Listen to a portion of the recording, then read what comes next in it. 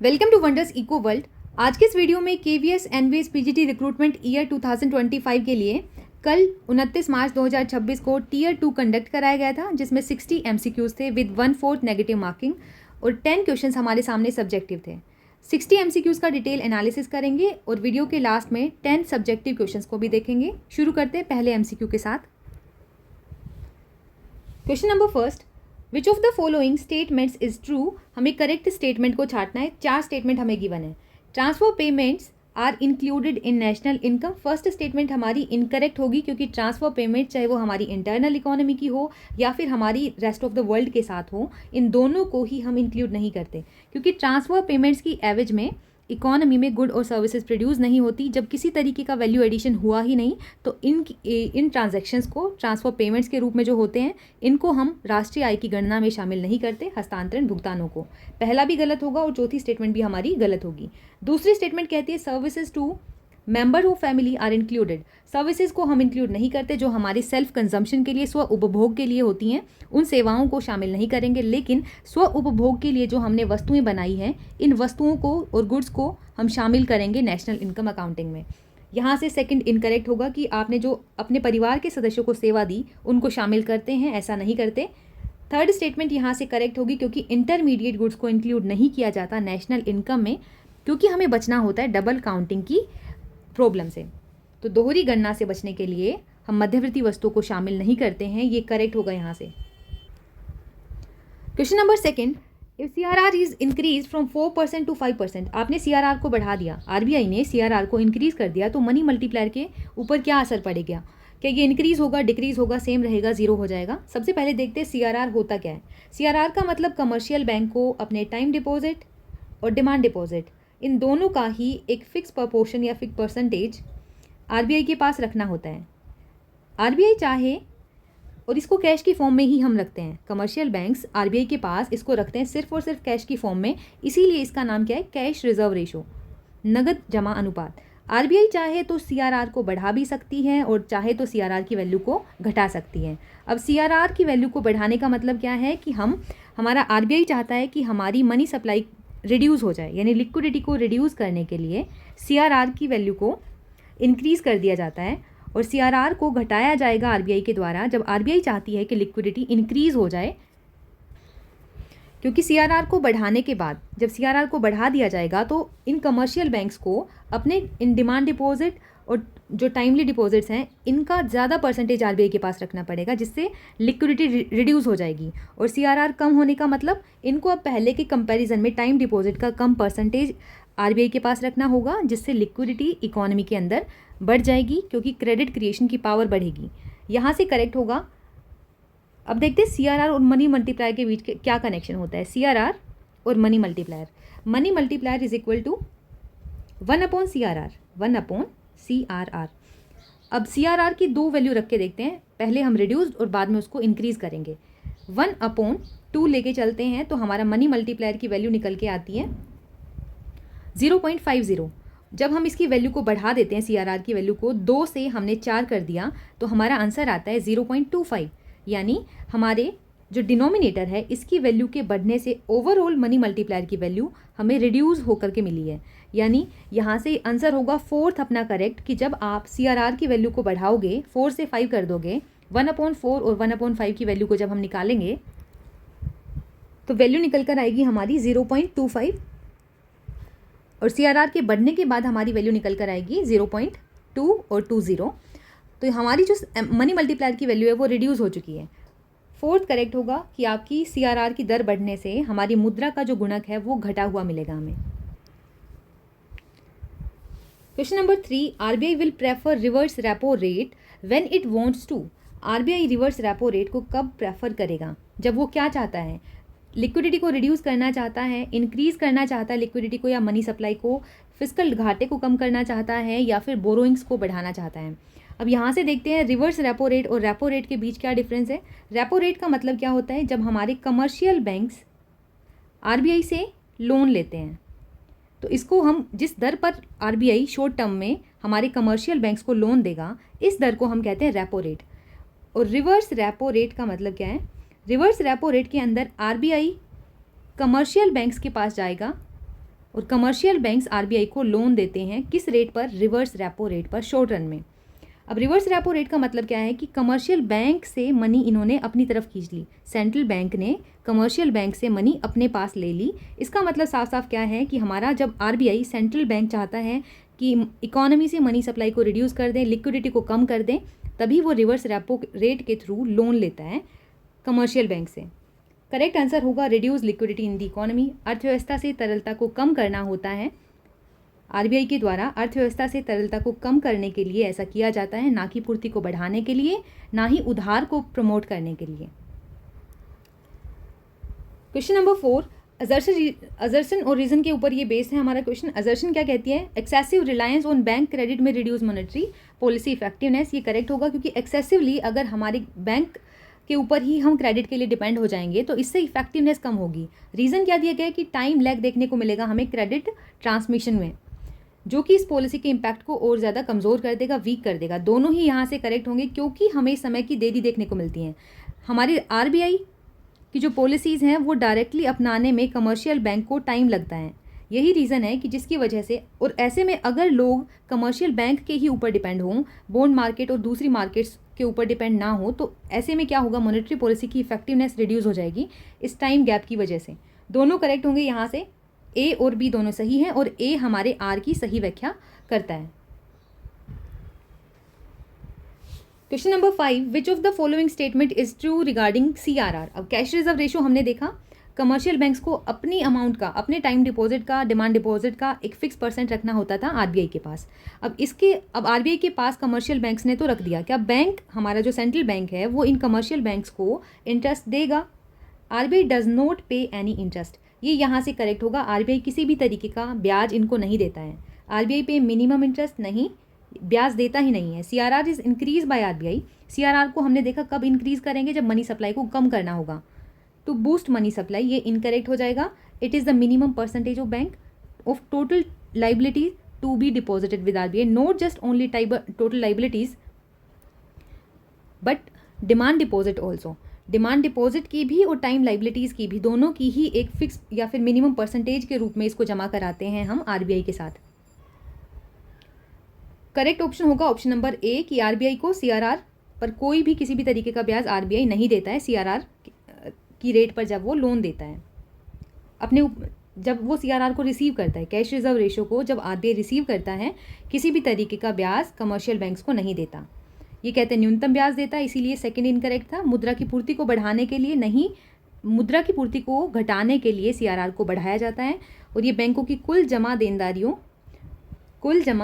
का न्यूनतम प्रतिशत होता है, बल्कि कुल जमा देनदारियों के साथ साथ कुल समय देनदारियों के साथ साथ जो जमा देनदारियाँ होती है, दोनों का ही एक न्यूनतम प्रतिशत होता है। Question number 6, which of the following is और are instrument of monetary policy. इनमें से कौन सा मॉनेटरी पॉलिसी का इंस्ट्रूमेंट है? Open market operation monetary policy का इंस्ट्रूमेंट है। बैंक रेट, ये भी क्वांटिटेटिव इंस्ट्रूमेंट। रिजर्व रिक्वायरमेंट्स जो हमें होती हैं कमर्शियल बैंक्स की, ये भी कमर्शियल बैंक का यानी मॉनेटरी पॉलिसी का हमारा एक रिक्वायरमेंट, मनी रिक्वायरमेंट, ये भी इक्विपमेंट है हमारी मॉनेटरी पॉलिसी का, जिसको आरबीआई यूज़ करती है मनी सप्लाई को रिड्यूस और इंक्रीज़ करने के लिए। बैंक रेट को भी यूज़ करती है, ब्याज दर को भी यूज़ करती है, आरक्षित आवश्यकताओं को भी इंक्रीज डिक्रीज करती रहती है, और खुले बाजार की क्रियाओं के द्वारा सरकारी प्रतिभूतियों, गवर्नमेंट की सिक्योरिटीज़ को सेल और परचेज करती रहती है। यहाँ से करेक्ट होगा ए, बी और डी। ऑप्शन नंबर 3 यहाँ से करेक्ट होगा। ये तीनों ही हमारी मौद्रिक नीति का भाग हैं। Question number 7, the lump sum tax multiplier. Lump sum tax किसे कहते हैं? जिसका इनकम के लेवल से कोई रिलेशन नहीं है, एक तरीके का फिक्स टैक्स होता है, ये डायरेक्ट टैक्स होता है। इसका इनकम के, प्रोड्यूसर की इनकम के घटने बढ़ने से इस टैक्स के ऊपर कोई असर नहीं पड़ता, इसकी अमाउंट फिक्स रहती है। और यहाँ से करेक्ट होगा -C/1 - C, ये टैक्स मल्टीप्लायर का फॉर्मूला होगा लमसम के केस में। 1/1 - C ये नहीं होगा क्योंकि ये इन्वेस्टमेंट मल्टीप्लायर का फॉर्मूला है, और यहाँ पे टैक्स के लिए माइनस का साइन ज़रूर होगा मल्टीप्लायर के फॉर्मूले के साथ। ऑप्शन नंबर 4 में था 1/1 - C + T। ये तब करेक्ट होता जब हम बात करते अपने प्रोपोर्शनल टैक्स की, जो कि इनकम के अकॉर्डिंग इंक्रीज़ और डिक्रीज़ हो जाता है इनकम के बढ़ने और घटने के साथ। क्वेश्चन नंबर 8, अजर्शन रीजन के ऊपर बेस्ड है। अजर्शन कहती है multiplier effect is weaker in developing economies. जितनी भी डेवलपिंग इकोनॉमीज़ हैं, विकासशील हमारे जो देश हैं, उनके अंदर गुणांक का प्रभाव कम होता है। ये करेक्ट हो जाएगा। क्यों?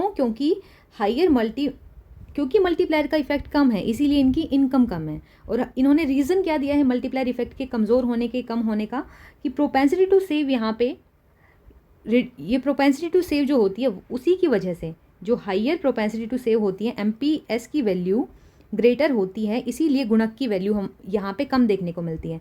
क्योंकि गुणक का फॉर्मूला होगा 1/1 MPS हमारा फॉर्मूला होगा। ऐसे में जब MPS की वैल्यू इंक्रीज़ होगी तो ओवरऑल जो वैल्यू है मल्टीप्लायर की वो रिड्यूस हो जाएगी।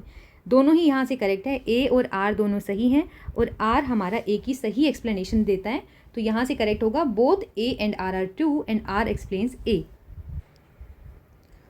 Question number 9, if the aggregate demand is less than aggregate supply, then to rectify the situation the government will, अब एग्रीगेट डिमांड एग्रीगेट सप्लाई से कम है, इसी को हम डिफ्लेशनरी गैप बोलते हैं, कि आपकी फुल एम्प्लॉयमेंट के लिए जितनी आपको एग्रीगेट सप्लाई चाहिए थी उसके कंपैरिजन में आपकी डिमांड कम रह गई, एग्रीगेट डिमांड।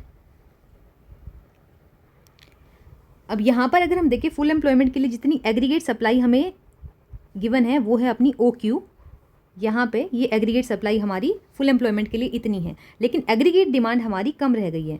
तो इस गैप को फुलफिल करने के लिए गवर्नमेंट को क्या करना पड़ेगा कि एग्रीगेट डिमांड एग्रीगेट सप्लाई एक दूसरे के इक्वल आ जाए और वहाँ पे फुल एम्प्लॉयमेंट भी अचीव हो जाए। इसके लिए गवर्नमेंट को अपने एक्सपेंडिचर को बढ़ाना होता है। नीचे वाले AD पर C+I+G था, और ऊपर पहुँचने के लिए, यानी एग्रीगेट सप्लाई जो फुल एम्प्लॉयमेंट के लिए चाहिए, उस एग्रीगेट डिमांड एग्रीगेट सप्लाई दोनों को इक्वल करने के लिए गवर्नमेंट क्या करती है, C+I+ΔG यानी गवर्नमेंट एक्सपेंडिचर को बढ़ा देती है। यहाँ से करेक्ट होगा option number 4, increase government spending, यानी सरकारी खर्च को बढ़ा देगी सरकार। अगर सरकार क्या चाहती है, एग्रीगेट डिमांड को बढ़ा करके एग्रीगेट सप्लाई के इक्वल लाना चाहती है, तो यहाँ से करेक्ट होगा ऑप्शन नंबर 4, सरकारी खर्च को बढ़ा देगी सरकार। Question number 10, which of these statement is true. हमें 4 स्टेटमेंट गिवन है, ट्रू को हमें छांटना है। The value of multiplier is directly related to marginal propensity to consume, ये करेक्ट होगा। हमारा मार्जिनल प्रोपेंसिटी जो कंज्यूम होता है, MPC होता है, उसके साथ मल्टीप्लायर डायरेक्टली रिलेटेड होता है। K की वैल्यू हमें पता है 1/1 - C भी होती है, MPC भी होती है। अब ये माइनस का C है, नीचे है, तो जब इसकी वैल्यू को इंक्रीज़ करेंगे MPC की वैल्यू को, ओवरऑल K की वैल्यू, इस पूरी ओवरऑल जो वैल्यू निकल करके आएगी वो हमें बढ़ी हुई निकल के आएगी अगर हम C की वैल्यू को इंक्रीज़ करते हैं। यहाँ से फर्स्ट करेक्ट हो जाएगा कि गुणक का मूल्य हमारे सीमांत उपभोग की प्रवृत्ति के साथ सीधा संबंधित है, प्रत्यक्ष रूप से संबंध रखता है। The value of multiplier is directly related to MPS, ये इनकरेक्ट हो जाएगा। 1/MPS डिनोमिनेटर में है और पॉजिटिव है, तो इसके साथ उल्टा कनेक्शन होगा हमारे K की वैल्यू का। Multiplier increase with rise in taxes, taxes के बढ़ने से मल्टीप्लायर बढ़ेगा नहीं। टैक्सेस हमारे नेशनल इनकम के फ्लो में एक लीकेज का काम करते हैं। टैक्सेस के बढ़ने से लीकेजेस होंगी, इससे हमारे मल्टीप्लायर की वैल्यू इंक्रीज ना होकर डिक्रीज होगी। Value of multiplier depend on the investment, investment के ऊपर डिपेंड नहीं करती मल्टीप्लायर की वैल्यू। मल्टीप्लायर की वैल्यू डिपेंड करेगी ΔY/ΔI, यानी चेंज इन इन्वेस्टमेंट के ऊपर डिपेंड करेगी, ना कि इन्वेस्टमेंट। सही उत्तर होगा ऑप्शन नंबर A, गुणक का मूल्य सीमांत उपभोग प्रवृत्ति के साथ सीधा संबंधित है, जबकि सीमांत बचत की प्रवृत्ति के साथ अप्रत्यक्ष रूप से संबंधित है। और गुणक की बात करें, करों में वृद्धि के साथ गुणक की वैल्यू घटेगी, और गुणक का मूल्य निवेश पर निर्भर नहीं करता, बल्कि निवेश में परिवर्तन के ऊपर निर्भर करता है। Question number 11, who among the following is known as the architect of new economic policy in India. New economic policy 1991 वाली, LPG लिबरलाइजेशन, प्राइवेटाइजेशन, ग्लोबलाइजेशन वाली, इस पॉलिसी के आर्किटेक्ट किसे कहते हैं हम, तो मनमोहन सिंह फाइनेंस मिनिस्टर थे उस टाइम पर, उनको हम इसके आर्किटेक्ट बोलते हैं। नई इकोनॉमिक रिफॉर्म जिसको हम बोलते हैं नई आर्थिक नीति, इसके वास्तुकार मनमोहन सिंह। अब ये रीसेंट बजट 2026-27 वाला जो बजट है, इससे ये क्वेश्चन है, इनको हमें अरेंज करना है डिसेंडिंग ऑर्डर में। सबसे पहले जिसका कंट्रीब्यूशन सबसे ज़्यादा है गवर्नमेंट के रेवेन्यू के अंदर, गवर्नमेंट का जो 1 रुपी होता है, इस 1 रुपी को फॉर्म करने के लिए इन सभी टैक्सेस में से किसका सबसे ज़्यादा प्रोपोर्शन है उसको सबसे आगे लिखेंगे। सबसे ज़्यादा किसका है, यहाँ पे करेक्ट हो जाएगा इनकम टैक्स, सबसे ज़्यादा इनकम टैक्स का। उसके बाद कॉरपोरेशन टैक्स, कॉरपोरेशन टैक्स के बाद आता है GST और अदर टैक्सेस, और लास्ट में आएंगी यूनियन एक्साइज ड्यूटी। अब इसको देखते हैं, बजट में कैसे मेंशन किया जाता है इसको। अब इसको हम यहाँ से देखेंगे, रूपी कम फ्रॉम, जो 1 रुपया होता है उसका 24% बोरोइंग से मिलता है गवर्नमेंट को, सबसे ज़्यादा बोरोइंग एंड लाइबिलिटीज़ जो है गवर्नमेंट की वहाँ से मिलता है गवर्नमेंट को रेवेन्यू। उसके बाद सेकंड हाईएस्ट इनकम टैक्स 21% और कॉरपोरेशन टैक्स से 18%, फिर जीएसटी एंड अदर 15% में आते हैं। और कस्टम और एक्साइज का देख लेंगे, एक्साइज ड्यूटी 6% और कस्टम 4% कंट्रीब्यूशन रहता है 1 रुपये के अंदर। जब गवर्नमेंट को 1 रुपये की रेवेन्यू मिलता है उसमें 6% एक्साइज ड्यूटी से रहता है और 4% कस्टम से रहता है। तो ये अपनी क्रोनोलॉजी इस प्रकार से बनेगी कि बोरोइंग वहाँ पे था नहीं, तो कॉरपोरेशन टैक्स के से पहले इनकम टैक्स था, इनकम के पास कॉरपोरेशन, कॉरपोरेशन के बाद जीएसटी आ जाएगा। ऐसे रूपी गोज़ टू, जब 1 रुपया गवर्नमेंट को खर्च करती है तो सबसे ज़्यादा कहाँ पे खर्च करती है, स्टेट का जो शेयर है वहाँ पे जाता है। अकॉर्डिंग टू बजट 26-27 की हम बात कर रहे हैं, सबसे ज़्यादा जाता है स्टेट का शेयर, जो टैक्सेस में टोटल टैक्सेस गवर्नमेंट के पास जो आए हैं उनमें से स्टेट को जो शेयर देना होता है सबसे ज़्यादा वहाँ खर्च करती है सरकार, 1 रुपये का 22%। फिर इंटरेस्ट की पेमेंट, इसके ऊपर 1 रुपये का 20% हिस्सा जाता है। उसके बाद सेंटर सेक्टर की जो स्कीम्स होती हैं उनके ऊपर 17%, फिर डिफेंस के ऊपर 11% और सेंट्रली स्पॉन्सर्ड स्कीम्स के ऊपर 8%, फाइनेंस कमीशन के ऊपर 7% और अदर एक्सपेंडिचर के ऊपर भी 7%, सब्सिडीज़ के ऊपर 6% और पेंशन बच गया उसके ऊपर भी 2%। करेक्ट ऑप्शन होगा ऑप्शन नंबर ए, जिसमें हमने सी को पहले लिखा, यानी आय कर सबसे ज़्यादा, उसके बाद ए निगम कर, निगम कर के बाद हमारा संघीय यानी जीएसटी वगैरह आ जाएगा, लास्ट डी जीएसटी आ जाएगा, उसके बाद लास्ट में बी संघीय यानी एक्साइज ड्यूटी आ जाएगा। नेक्स्ट क्वेश्चन करते हैं, question number 13, why inequality of incomes is considered a major challenge in India. Income inequality, गरीब और अमीर के बीच का गैप बहुत ज़्यादा है, तो इनकम इनइक्वालिटी होने का जो सबसे बड़ा चैलेंज इंडिया को फेस करना पड़ता है वो इनमें से कौन सा है। बिकॉज इट कॉज डिफ्लेशन, ये नहीं होगा इसका आंसर। सिर्फ इसी वजह से ये मेजर चैलेंज इंडिया को फेस नहीं करना पड़ता डिफ्लेशन का। डिफ्लेशन डिमांड कम होती है, हालांकि ये कहीं ना कहीं रीज़न हो सकता है कि गरीबी है इसकी वजह से डिफ्लेशन है। हमें बेस्ट जो शूट करेगा उस ऑप्शन को हमें टिक करना होगा। Increase in availability of good, नहीं ये नहीं होगा। जब आपके पास इनइक्वालिटी ज़्यादा है तो ऐसे में गुड्स की अवेलेबिलिटी सबके पास हो ऐसा नहीं होगा, बल्कि गुड्स की अवेलेबिलिटी कम होगी लोगों के पास।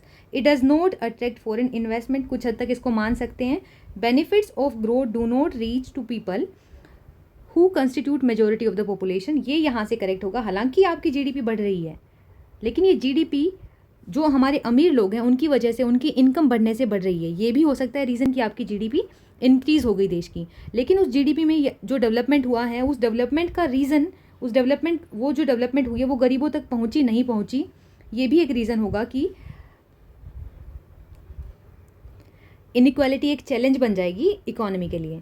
तो इनइक्वालिटी ऑफ इनकम को हम चैलेंज मान के चलेंगे इंडिया में, बिकॉज जो हमारा जीडीपी इंक्रीज़ होने से जो बेनिफिट है वो प्रॉपर तरीके से गरीबों तक नहीं पहुँचे। विकास का लाभ उन गरीब लोगों तक नहीं पहुँचता जिनकी आबादी बहुमत में है। यहाँ से करेक्ट होगा option number 4। Question number 14, the demographic dividend in India possess a challenge if not accompanied by. Demographic dividend का मतलब हमारे पास वर्ग जो काम करने लायक लोग हैं उनकी पॉपुलेशन ज़्यादा होना, उसको डेमोग्राफिक डिविडेंड या फिर जनसांख्यिकीय लाभांश कहते हैं हम, कि हमारे पास यूथ पॉपुलेशन ज़्यादा है। ये चुनौती बन जाएगा हमारे लिए, एक चुनौती बन जाएगा अगर इनमें से एक चीज़ ना हो। वो कौन सी चीज़ है, अगर वो चीज़ नहीं हुई तो चैलेंज बनेगा, अदरवाइज़ नहीं। लो लिटरेसी रेट ना हो तो ये तो बेनिफिट की बात है, चैलेंज की बात नहीं होगी। हाई मोर्टेलिटी रेट, अगर आपकी मृत्यु दर उच्च ना हो तो ये भी अच्छी बात है। जॉब अपॉर्चुनिटीज़ ना हो, स्किल डेवलपमेंट ना हो, तब ये हमारे लिए चुनौती बन सकती है। ऐसी पॉपुलेशन जो कि काम करने के लायक है, यूथ जिसमें ज़्यादा हैं, ऐसी पॉपुलेशन में अगर आपके पास उन पॉपुलेशन को देने के लिए जॉब नहीं है और स्किल डेवलपमेंट आप उनका नहीं करते हो तो ये आपके लिए, आपके देश के लिए चुनौती का काम बन जाएगा। राइट आंसर होगा रोजगार के अवसर और कौशल का विकास, option number 3। Question number 15, which of the following is a primary structural challenge to economic development in India. Bharat में इकोनॉमिक डेवलपमेंट यानी आर्थिक विकास के अंदर प्राथमिक संरचनात्मक चुनौती कौन सी आती है। ये अपनी 11th क्लास की 3rd यूनिट के अंदर ये चैलेंजेस दिए गए थे, उनमें से एक चैलेंज था high dependency on informal sector. Rapid urbanisation किसी तरीके का चैलेंज नहीं होगा। लो बर्थ रेट के बारे में नहीं था। Excess female participation, labour force female का एक्सेस पार्टिसिपेशन नहीं है। यहाँ से जो चैलेंज होगा हमारे लिए स्ट्रक्चरल चैलेंज होगा कि हमारे यहाँ पे इकोनॉमिक मेजॉरिटी ऑफ पॉपुलेशन ऐसी है जो इनफॉर्मल सेक्टर के ऊपर डिपेंड है। अब ये हमारी फर्स्ट यूनिट थी। फर्स्ट यूनिट किसके ऊपर बेस्ड थी? 1947 से लेकर 90 के टाइम पीरियड में जो कुछ हमारे डेवलपमेंट की पॉलिसीज़ थी उसके ऊपर बेस्ड थी। फिर सेकंड यूनिट के अंदर 1991 जो एलपीजी रिफॉर्म्स थे उसके बारे में थी। थर्ड यूनिट 11th क्लास में हमारी चैलेंजेस की बात करती है जो इंडियन इकोनॉमी जिनको फेस कर रही है, जैसे हमारा ह्यूमन कैपिटल फॉर्मेशन हो गया, रूरल डेवलपमेंट हो गया और एम्प्लॉयमेंट की ग्रोथ जो कि बहुत कम है, जिसको हम कहते हैं अनएम्प्लॉयमेंट आ चुकी है। इनफॉर्मलाइजेशन है, इनफॉर्मल सेक्टर के ऊपर डिपेंडेंसी बहुत ज़्यादा है। तो यहाँ से ये दो मेजर चैलेंजेस हैं जो कि स्ट्रक्चरल हैं। Question number 16, what is a major challenge regarding labour in the Indian economy? Indian economy में लेबर को लेकर के जो चैलेंज सबसे बड़ा है वो क्या है? Shortage of labour forces, labour force ही हमारे पास कम है, ये इनकरेक्ट होगा। वर्ल्ड की सबसे हाईएस्ट पॉपुलेटेड कंट्री में अब इंडिया आ चुका है, तो ये तो नहीं होगा कि लेबर फोर्स ही कम रह जाए। एक्सेसिव रेगुलेशंस तो अब हमने रिड्यूस कर दिए 1991 के बाद। Low participation of female, high unemployment rate and small manufacturing sector. हालांकि ये थर्ड भी हो सकता था, लेकिन इसके कंपैरिजन में फोर्थ अपना ज़्यादा कॉम्प्रीहेंसिव है, क्योंकि इसमें बोला गया कि अनएम्प्लॉयमेंट की रेट हमारी ज़्यादा रहती है देश में, जबकि मैन्युफैक्चरिंग सेक्टर हमारा स्मॉल है। यहाँ से करेक्ट होगा ऑप्शन नंबर 4 की उच्च बेरोजगारी की दर है और साथ ही साथ विनिर्माण क्षेत्र भी हमारा कम है। Question number 17, which of the following statement और स्टेटमेंट्स आर करेक्ट? हमें दो स्टेटमेंट गिवन है, दोनों में से कौन सी करेक्ट है उसको छांटना है।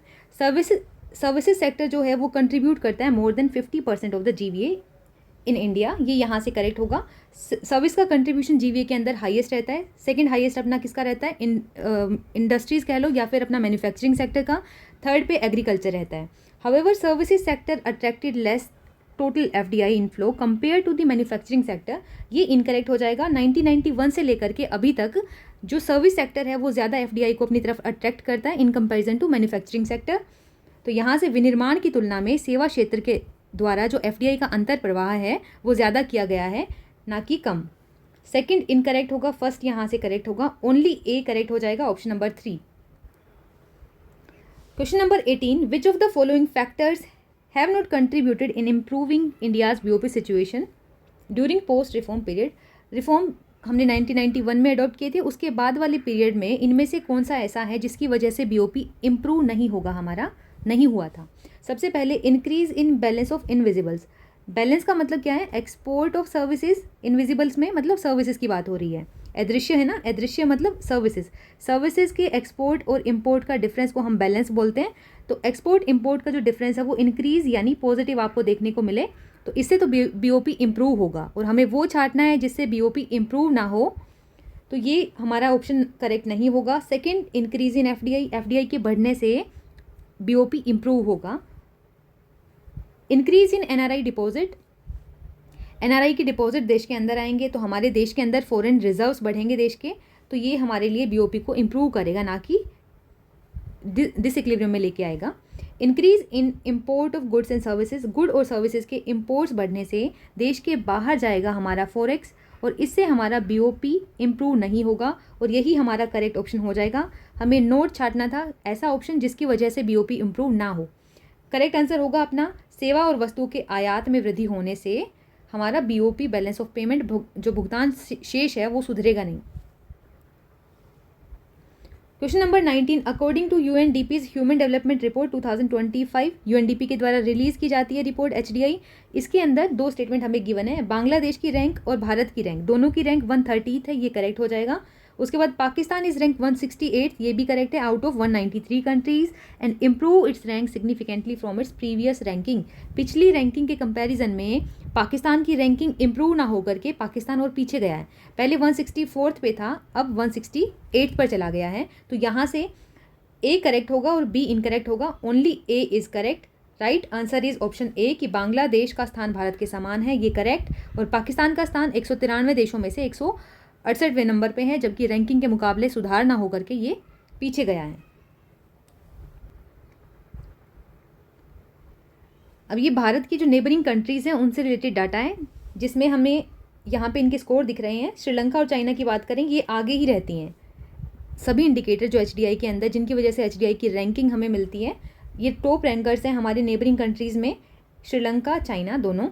उसके बाद इंडिया की बात करें, ये इंडिया का HDI का स्कोर है। लाइफ एक्सपेक्टेंसी हमारी इंप्रूव हो चुकी है, बेहतर हो चुकी है, और एक्सपेक्टेड स्कूलिंग ईयर 13 हो चुका है, और GNI पर कैपिटा इनकम अपनी 9,046 हो चुकी है।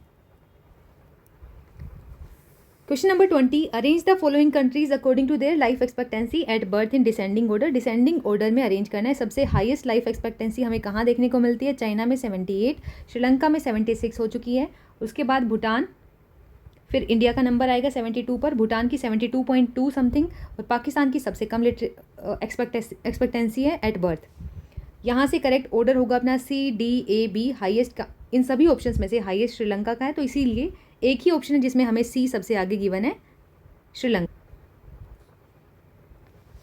श्रीलंका की लाइफ एक्सपेक्टेंसी 76.6, 78.6 चाइना की सबसे हाईएस्ट, फिर भूटान 72.2, फिर अपने भारत की लाइफ एक्सपेक्टेंसी हो चुकी है 72.0।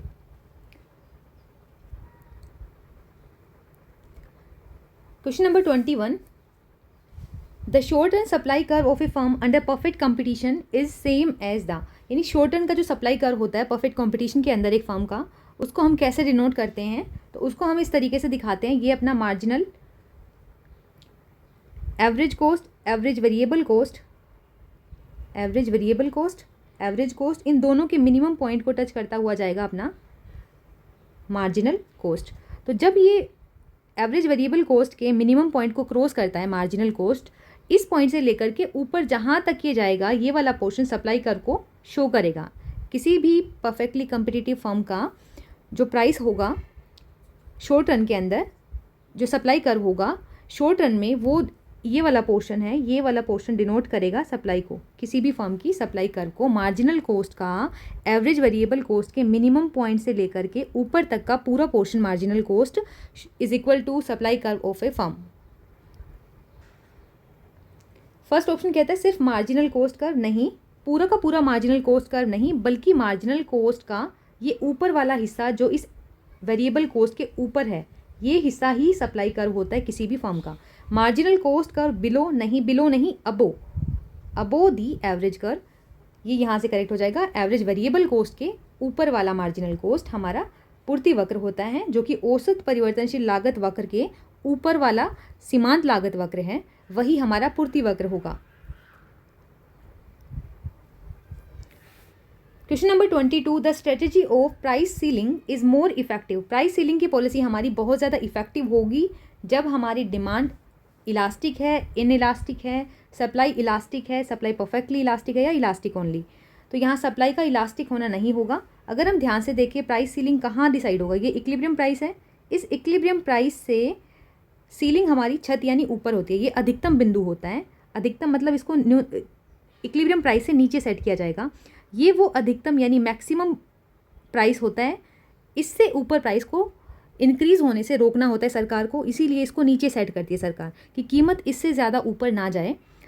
ऐसी वस्तुएं जिनकी, अगर हम सप्लाई की बात करें, सप्लाई कर्व पीछे रह गया और डिमांड कर्व आगे चला गया, जिनकी सप्लाई कम होती है और डिमांड ज़्यादा होती है, ऐसी नेसेसिटी की चीज़ों की कीमत को बढ़ने से रोकने के लिए इनको इक्विलिब्रियम प्राइस से इनका प्राइस नीचे सेट करती है गवर्नमेंट।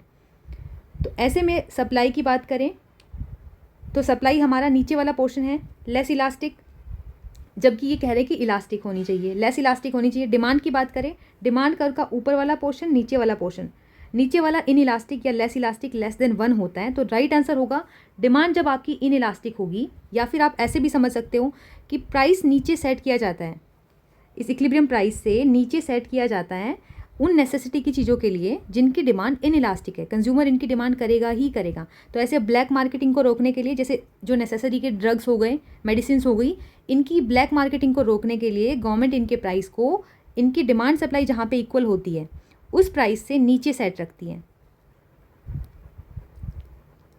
तो ऐसे में प्राइस सीलिंग जिसको हम नीचे सेट करते हैं, ये पॉलिसी तभी इफेक्टिव होगी जब आप इस वाले पोर्शन पे होगे जो कि लेस इलास्टिक है।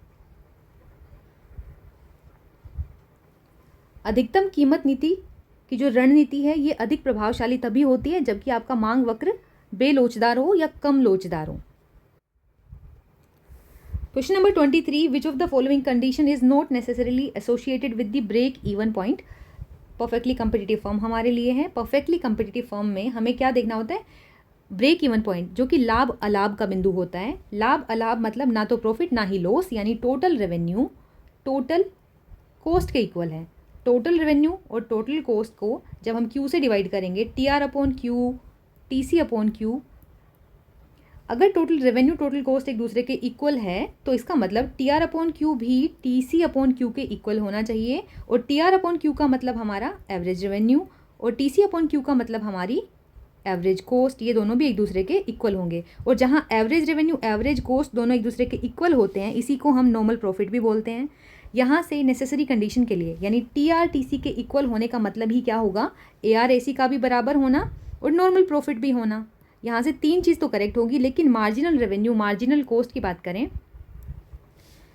मार्जिनल रेवेन्यू और मार्जिनल कॉस्ट जहाँ ये दोनों एक दूसरे के बराबर होते हैं, वहाँ पे आपको नॉर्मल प्रॉफिट और साथ ही साथ मिनिमम लॉस भी देखने को मिल सकता है, और साथ ही साथ एबनॉर्मल प्रॉफिट भी आपकी फर्म को देखने को मिल जाएगा। तो ये कोई नेसेसरी कंडीशन नहीं है। राइट ऑप्शन ऑप्शन नंबर 4 होगा कि सीमांत आय और सीमांत लागत दोनों बराबर हो, ऐसा लाभ अलाभ वाली स्थिति के लिए ज़रूरी नहीं होता, बाकी तीनों हमारे लिए ज़रूरी होंगे। Correct option option number 4।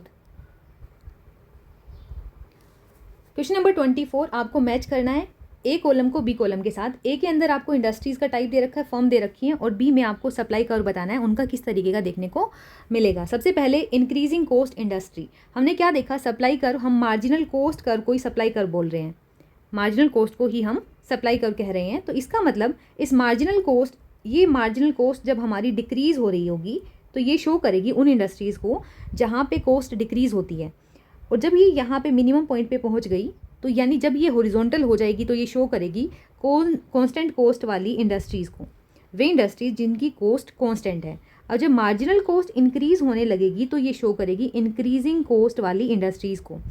Right होगा, इंक्रीजिंग कॉस्ट यानी मार्जिनल कॉस्ट ऊपर की तरफ जाता हुआ, इंक्रीजिंग इंडस्ट्रीज़ को मानेंगे हम अपवर्ड स्लोपिंग, डिक्रीजिंग कॉस्ट वाली को हम डाउनवर्ड स्लोपिंग मानेंगे, और कांस्टेंट कॉस्ट का मतलब हॉरिजॉन्टल हो जाएगा। और परफेक्टली कंपटीशन में अभी पिछले क्वेश्चन में हम देख के आए थे मार्जिनल कॉस्ट कुछ इस तरीके का, जो एवरेज वेरिएबल कॉस्ट के मिनिमम बिंदु के बाद हमारा मार्जिनल कॉस्ट होता है, इसी को हम सप्लाई कर्व बोल देते हैं एक परफेक्टली कंपटीटिव फर्म का। डी का भी यहाँ पे थर्ड होगा, डी का थर्ड होगा। डी मतलब अपनी परफेक्ट कंपटीशन के अंदर जो फर्म्स होती हैं उनका सप्लाई कर्व भी अपवर्ड स्लोपिंग होता है, यानी जो थर्ड ऑप्शन है यहाँ पे ये डी के लिए भी होगा और साथ ही साथ ये ए के लिए भी होगा, जो इंक्रीजिंग कॉस्ट इंडस्ट्री होगी अपनी उनके लिए भी होगा। अब अगर ऑप्शंस में देखें तो ऐसा एक ही ऑप्शन हमें गिवन है जिसमें ए का भी थर्ड है और डी का भी थर्ड है, तो यहाँ से करेक्ट होगा ऑप्शन नंबर ए, बढ़ती लागत वाली फर्म यानी तीसरे नंबर पे जाएगी, नीचे की तरफ झुका हुआ। बी यानी घटती लागत वाली ऊपर की तरफ उड़ता हुआ, और फिर स्थिर लागत की बात करें क्षैतिज रेखा होगी, अल्पकाल में पूर्ण प्रतियोगी जो फर्म होती है हमारी उसका भी ऊपर की तरफ जाता हुआ दिखाई देगा। पूर्ति वक्र, यहाँ पे बढ़ती लागत का मतलब कर्व का मार्जिनल कॉस्ट का ऊपर की तरफ जाना, और घटती लागत का मतलब नीचे की तरफ आना, ये दोनों इंटरचेंज कर लेना। यहाँ से करेक्ट हो जाएगा ऑप्शन नंबर ए। 25 करते हैं। क्वेश्चन नंबर 25, डिमांड और सप्लाई फंक्शन हमें गिवन है, ये अपना डिमांड फंक्शन दे रखा है, यहाँ पे ये सप्लाई फंक्शन गिवन है। इन्होंने बोला पी बिंग प्राइस, यहाँ पे पी का मतलब प्राइस है, क्यू का मतलब क्वांटिटी है। अब फ्लोर प्राइस सेट किया जाता है सरकार के द्वारा 10, यानी प्राइस की वैल्यू को जब हम 10 रखेंगे तो एक्सेस सप्लाई कितनी निकल कर आएगी वो हमें बताना है। इक्विलिब्रियम के ऊपर ये दोनों एक दूसरे के इक्वल होंगे। अब पुट करते हैं इन दोनों को, एक दूसरे के आमने सामने रखते हैं, पी की वैल्यू को रखते हुए 10। क्वांटिटी डिमांड की बात करें, ये हमें गिवन है 30 - 2p। अब यहाँ पे 30 - 2p की जगह हम 10 रखते हैं, आंसर आएगा 30 - 20 10, यानी क्वांटिटी डिमांडेड अपनी निकल करके आती है 10। अब पूर्ति निकालते हैं, quantity supplied is equal to, हमें गिवन कितनी है 10 + 2p, 10 + 2p, ये अपना सप्लाई फंक्शन है। क्वांटिटी सप्लाइड निकल कर आएगी 10 + 2 और p की जगह 10, 10 + 20 30 अपना क्वांटिटी सप्लाइड निकल करके आती है। जबकि क्वांटिटी डिमांड क्वांटिटी सप्लाई के इक्वल होनी चाहिए थी इक्विलिब्रियम में, लेकिन हमारी क्वांटिटी जो सप्लाई है वो ग्रेटर है क्वांटिटी डिमांडेड से, और कितनी ज़्यादा है 20 रुपये ज़्यादा है। ऐसे में जो राइट आंसर होगा, हमें आधिक्य को बताना था। आधिक्य को निकालने के लिए हम क्वांटिटी सप्लाई में से क्वांटिटी डिमांडेड को निकाल देंगे तो कितनी एक्स्ट्रा है, 20 एक्स्ट्रा है। राइट आंसर होगा 20। पूर्ति आधिक्य अपना 20 निकल करके आता है, जबकि हमें मांग फलन और पूर्ति फलन गिवन था। संतुलन पर दोनों को इक्वल रखेंगे, प्राइस की वैल्यू को 10 रखते हुए हम अपने पूर्ति के आधिक्य को निकाल लेंगे जो 10 निकल कर आएगा। Question number 26, if depreciation is over estimated, आपने डेप्रीशिएशन को ओवर एस्टिमेट कर लिया होगा तो इनमें से कौन सा ऐसा होगा जो अंडर एस्टिमेटेड हो जाएगा। अगर हम डेप्रीशिएशन को ओवर एस्टिमेट कर लेंगे तो जो जो ग्रोस वैल्यूज़ हैं वो सारी की सारी ओवर एस्टिमेटेड होंगी और जो नेट वैल्यूज़ हैं वो अंडर एस्टिमेटेड होंगी। ऐसे में एक ही ऑप्शन है जिसमें हमें नेट गिवन है, तो यहाँ से करेक्ट हो जाएगा NDP एट फैक्टर कॉस्ट या फिर शुद्ध घरेलू उत्पाद, वो भी साधन लागत के ऊपर। दूसरा यहाँ से करेक्ट होगा। Question number 27, in the Keynesian economics unemployment in an economy mainly arise due to, unemployment है, बेरोजगारी देखने को मिलती है। मेन रीज़न कीन्स ने किसको माना था? कीन्स डिमांड साइड की बात करते हैं, क्लासिकल सप्लाई साइड की बात करते हैं। कीन्स का मानना था कि डिमांड कम रह जाती है जिसकी वजह से बेरोजगारी देखने को मिलती है, डिमांड ही लोग कम करते हैं। लैक ऑफ एग्रीगेट डिमांड की कमी की वजह से देखने को मिलती है बेरोजगारी अर्थव्यवस्था के अंदर। करेक्ट होगा सामूहिक मांग की कमी, समग्र मांग की कमी। क्वेश्चन नंबर 28, इंटरमीडिएट गुड्स कौन सी होती हैं? कंज्यूमर गुड्स, कैपिटल गुड्स, दोनों के गुड्स को इंटरमीडिएट बोल सकते हैं हम, कंज्यूमर गुड को भी कैपिटल गुड को भी, क्योंकि इनमें अभी फर्दर इनको एक रॉ मटेरियल के रूप में हम यूज़ करते हैं जिन गुड्स को बाकी और चीज़ों को बनाने के लिए। जैसे आपने खीर को बनाने के लिए दूध को यूज़ किया तो वो आपके कंज्यूमर के लिए इंटरमीडिएट बन जाएगा दूध। Further process to make final good, ये यहाँ से करेक्ट होगा ऑप्शन नंबर 3 कि इनको इंटरमीडिएट गुड्स को अभी और प्रोसीड करना है, प्रोसेस में लेके आना है इनको, और ताकि इनसे फाइनल गुड बना सके। अंतिम वस्तुओं में बदलने के लिए अभी उसको और प्रोसेसिंग की ज़रूरत होती है। करेक्ट ऑप्शन होगा option number 3। Question number 29, services of the housewife की सर्विस अभी हम पढ़ के आए थे, सर्विसेज को इंक्लूड नहीं करेंगे, लेकिन जो गुड्स होंगी सर्विस को इंक्लूड नहीं करेंगे, लेकिन जो गुड्स होंगी उनको हम इंक्लूड करेंगे नेशनल इनकम अकाउंटिंग में। तो ये note included in the national income, जो सेवाएं होंगी हमारे सेल्फ कंजम्पशन के लिए उनको राष्ट्रीय आय में शामिल नहीं किया जाएगा। ऑप्शन 2 यहाँ से करेक्ट होगा। क्वेश्चन नंबर 30, कंज्यूमर ड्यूरेबल्स जो कि कई सालों तक चलती हैं, सालों साल चलती हैं, provide services over a long period of time, जो लॉन्ग पीरियड ऑफ टाइम तक आपको सर्विस प्रोवाइड करती है। These services are included in national income over a long period of time, क्या इनको हम कई सालों तक नेशनल इनकम में काउंट करते रहते हैं? ऐसा नहीं होता। इनको सिर्फ उसी साल, जिस साल आपने इनको कंज्यूम किया या जिस साल आप इनको खरीद करके लेके आए हो, उसी साल की नेशनल इनकम में इंक्लूड किया जाता है, ना कि लंबे समय तक इंक्लूड करोगे। These services are ignore because household do not keep a record. Incorrect, इनको खरीदा गया है, इनके ऊपर स्पेंडिंग हुई है तो इनको इंक्लूड किया जाएगा। दीज सर्विसेज आर इनसिग्निफिकेंट, ये सिग्निफिकेंट होती हैं क्योंकि कंज्यूमर एक्सपेंडिचर है, इनका प्रोडक्शन भी हुआ है। करेक्ट होगा, सिर्फ उसी वर्ष के अंदर टिकाऊ वस्तुओं को शामिल करोगे जिस वर्ष आपने इनको उपभोग किया यानी खरीद करके लाए हो। Question number 31, dividend and profit जो कि रीअकरिंग नेचर का होता है, वो इंडियन रेलवे का रेवेन्यू रिसीट होता है, कैपिटल रिसीट होता है, इनडायरेक्ट टैक्स के रूप में होता है, या फिर एक गवर्नमेंट के बजट का कंपोनेंट है ही नहीं। तो ये तो इनकरेक्ट हो जाएगा कि गवर्नमेंट बजट का पार्ट ही नहीं है। डिविडेंड की बात करें, प्रॉफिट की बात करें, बार बार गवर्नमेंट को रिसीव होते रहते हैं, रीअकरिंग नेचर के हैं, तो इसीलिए ये दोनों रेवेन्यू का पार्ट होंगे, राजस्व प्राप्ति होंगे सरकार की। राजस्व प्राप्तियाँ वे प्राप्तियाँ होती हैं जो बार बार रिसीव होती हैं सरकार को। अगर हम बात करें कंपनसेशन ऑफ एम्प्लॉयज़ की और ऑपरेटिंग सरप्लस की, दोनों ही शामिल होते हैं, और डिविडेंड और प्रॉफिट हमारे ऑपरेटिंग सरप्लस होते हैं। क्वेश्चन नंबर 32, मोनेटाइज डेफिसिट या फिर मॉनेटरी डेफिसिट हम किसको बोलते हैं? सरकार का वो डेफिसिट जो सरकार आरबीआई से उधार लेती है। आरबीआई से उधार के रूप में जितना घाटा उठाना पड़ा हमारी सरकार को, वो घाटा मॉनेटरी घाटा होता है, और आरबीआई इसकी पूर्ति कैसे करता है?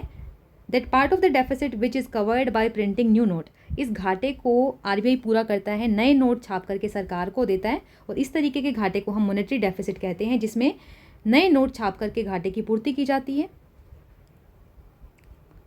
Question number 33, what is note the objective of fiscal policy? इनमें से फिस्कल पॉलिसी यानी सरकार की एक्सपेंडिचर और सरकार के रेवेन्यू और सरकार के डेट से रिलेटेड पॉलिसी, इनमें से कौन सा ऐसा काम नहीं है जो कि उसका मोटिव नहीं होता, सरकार की फिजिकल पॉलिसी का मोटिव नहीं है।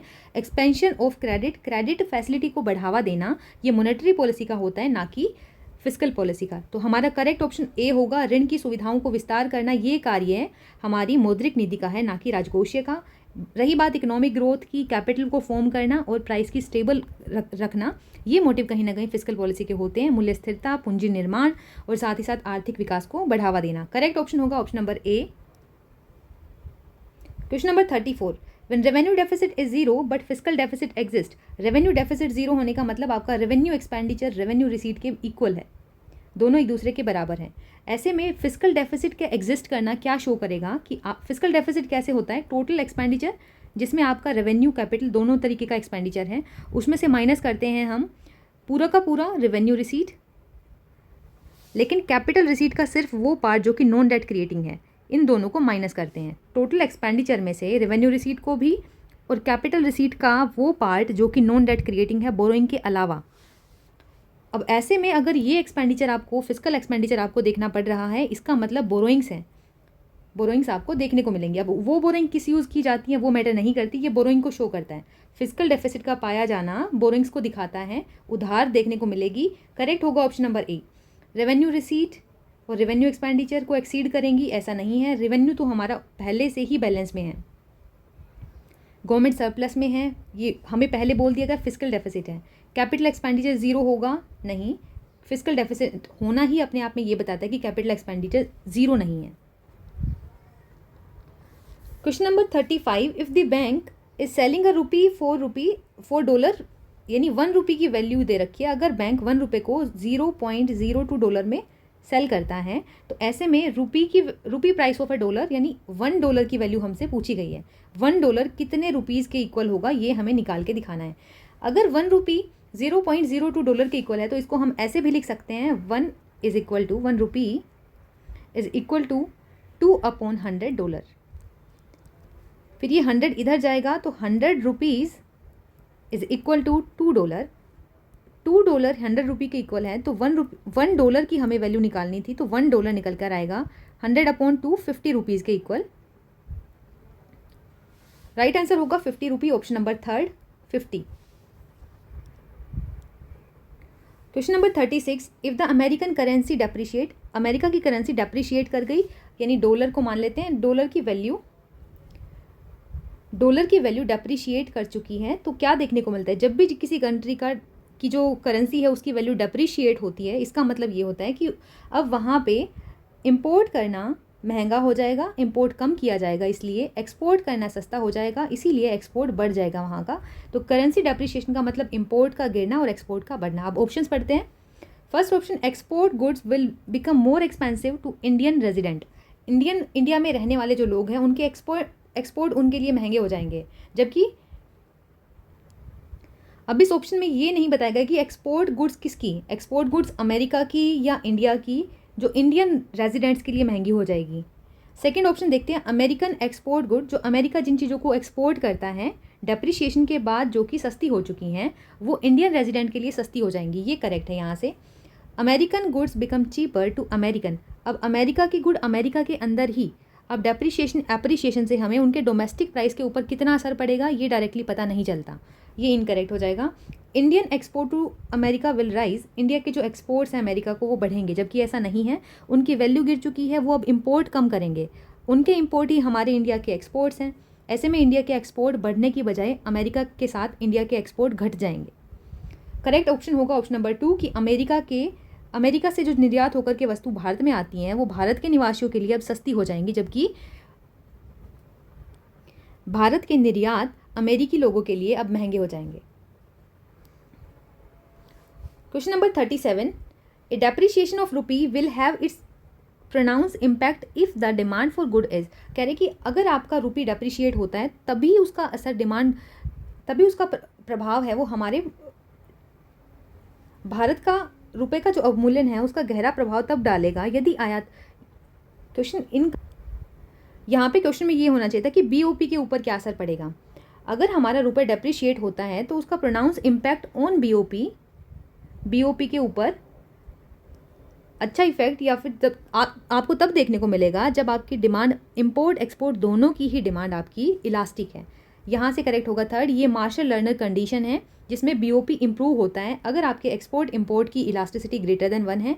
लेस देन 1 अगर है एक्सपोर्ट इंपोर्ट की इलास्टिसिटी तो आपका बीओपी इंप्रूव होने की बजाय वर्सन हो जाएगा। अगर आपकी एक्सपोर्ट इंपोर्ट की इलास्टिसिटी यूनिटरी है, एक के बराबर है, ऐसे में बीओपी आपका जैसा था वैसा ही रहेगा, उसके ऊपर किसी तरीके का कोई प्रभाव नहीं पड़ेगा। किस चीज़ का? करेंसी को डेप्रीशिएट होने का। इन तीनों ही केसेस में जब आप करेंसी की वैल्यू को गिराओगे, डॉलर की वैल्यू को डेप्रीशिएट कर दोगे, गिरा दोगे, तो ये तब प्रभावशाली होगा जब आपका इलास्टिक है। लेस इलास्टिक में ये आपकी बीओपी की सिचुएशन को और ज़्यादा ख़राब कर देगा। यूनिटरी इलास्टिक होगी आपकी डिमांड फॉर इम्पोर्ट एक्सपोर्ट दोनों के लिए, तो आपकी बीओपी की सिचुएशन को ये वैसा ही छोड़ देगा जैसी पहले थी। Question number 38, when all debit and credit item in the BOP are combined, यानी आपने बीओपी के अकाउंट में सारे के सारे जो डेबिट और क्रेडिट आइटम्स होते हैं उनको जोड़ते हो तो बैलेंस अपना जीरो निकल कर आता है। ये इसी को बोलते हैं कि अकाउंटिंग टर्म में बैलेंस ऑफ पेमेंट हमेशा जीरो के इक्वल होता है। Merchandise export equal to merchandise, सिर्फ मर्केंडाइज, सिर्फ सर्विसेज, सिर्फ कैपिटल नहीं। जब आप जोड़ ही रही हो, बीओपी के अंदर तीनों ही चीज़ें आती हैं। अगर आपको किसी भी तरीके का यहाँ पर किसी भी तरीके का मर्केंडाइज का या सर्विसेज एक्सपोर्ट में लॉस हो रखा है तो इसके लॉस को हम इस कैपिटल वाले एरिया के कैपिटल ट्रांजैक्शन के सरप्लस के थ्रू नलीफाई कर देते हैं। ओवरऑल जो आपको बीओपी देखने को मिलता है इक्विलिब्रियम में देखने को मिलता है। राइट आंसर होगा जो टोटल सरप्लस कह लो या डेफिसिट कह लो, वो हमेशा जीरो के इक्वल निकल करके आएंगे। ना आपको लॉस देखने को मिलेगा ना ही सरप्लस। राइट आंसर होगा कुल अधिशेष और घाटा दोनों ही आपको शून्य देखने को मिलेंगे जब आप क्या करते हो, डेबिट और क्रेडिट दोनों आइटमों को संयोजन करते हो, जोड़ लेते हो। Question number 39, the term Hindu rate of growth coined bye Rajkrishna. अब ये बहुत बार क्वेश्चन बन चुका है कि हिंदू रेट ऑफ ग्रोथ का जो कंसेप्ट है वो कब दिया, किसने दिया। 1978 में ये कंसेप्ट दिया था। 1950 से लेकर के 1980s तक इंडियन इकोनॉमी की जो ग्रोथ रेट थी वो स्लो थी, अराउंड 3.5% के आसपास हमारी ग्रोथ रेट थी। तो उस growth rate, economic growth rate को शो करने के लिए राजकृष्ण ने यूज़ किया था ये टर्म हमारे लिए, हिंदू रेट ऑफ ग्रोथ। इस 3.5% की ग्रोथ रेट को इन्होंने हिंदू रेट ऑफ ग्रोथ बोला था। इसका कनेक्शन पॉपुलेशन से नहीं है, ना ही फीमेल की फर्टिलिटी से है। Question number 40, the special economic zones policy in India was announce in the year April 2000। यहाँ से करेक्ट होगा ऑप्शन नंबर सेकंड, अप्रैल 2000 में ये लॉन्च की गई थी स्पेशल इकोनॉमिक जोन, जिसका मोटिव क्या था, भारत के अंदर प्रत्यक्ष विदेशी निवेश को बढ़ावा देना और एक्सपोर्ट को ज़्यादा से ज़्यादा प्रमोट करने वाली यूनिट्स को यहाँ पे इस्टेब्लिश किया गया था। स्पेशल इकोनॉमिक जोन की बात करें, अप्रैल 2000 के अंदर इसको अनाउंस किया गया था। ये एक्सपोर्ट इंपोर्ट पॉलिसी 2000 वाली थी, उसका एक पार्ट के रूप में आई थी SEZ पॉलिसी। इसका ऑब्जेक्टिव क्या था वो हमने देख लिया कि फॉरेन इन्वेस्टमेंट को आपको करना है और एक्सपोर्ट को बूस्ट करना है, फॉरेन इन्वेस्टमेंट को अट्रैक्ट करना था। टाइम लाइन की बात करें, स्पेशल इकोनॉमिक जोन एक्ट पास होता है मई 2005 में और इफेक्टिव हो जाता है 2006 से। हिस्टोरिकल कॉन्टेक्स्ट क्या है, ये पहला एशिया का एक्सपोर्ट को प्रोसेस करने वाला जोन बना था, एशिया का सबसे पहला भारत के अंदर, जिसका नाम क्या है, कांडला। गुजरात के अंदर कांडला 1965 में इस्टेब्लिश किया गया था। ये भी PYQ है कि 1965 में कांडला के अंदर ये पूछा जाता है कि एक्सपोर्ट प्रोसेसिंग जोन भारत का पहला कहाँ बना था, तो कांडला में बना था। कब बना था, 1965 में। इससे पहले राजकृष्णा वाला जो कंसेप्ट आया था हिंदू रेट ऑफ ग्रोथ वाला, उसी के अंडर उसको ब्रो कर दिया था। हिंदू रेट ऑफ ग्रोथ को कब तोड़ा गया, तो अपना जो 7th 5 ईयर प्लान था उसने इस हिंदू रेट ऑफ ग्रोथ वाला पैटर्न जो हमारा 50 से 80 तक चला रहा था, इस 1950 से लेकर के 80s वाला जो टाइम पीरियड था, इसमें जो Hindu rate of growth, slow rate of economic growth हमने इंडियन इकोनॉमी में फेस की थी, उसको तोड़ दिया था इस 5 ईयर प्लान ने। 1985 से 90 तक जो 7th 5 ईयर प्लान अपना चला था। Question number 41, consider a consumer who spends his income on goods and services if the equation for the consumer budget line is this.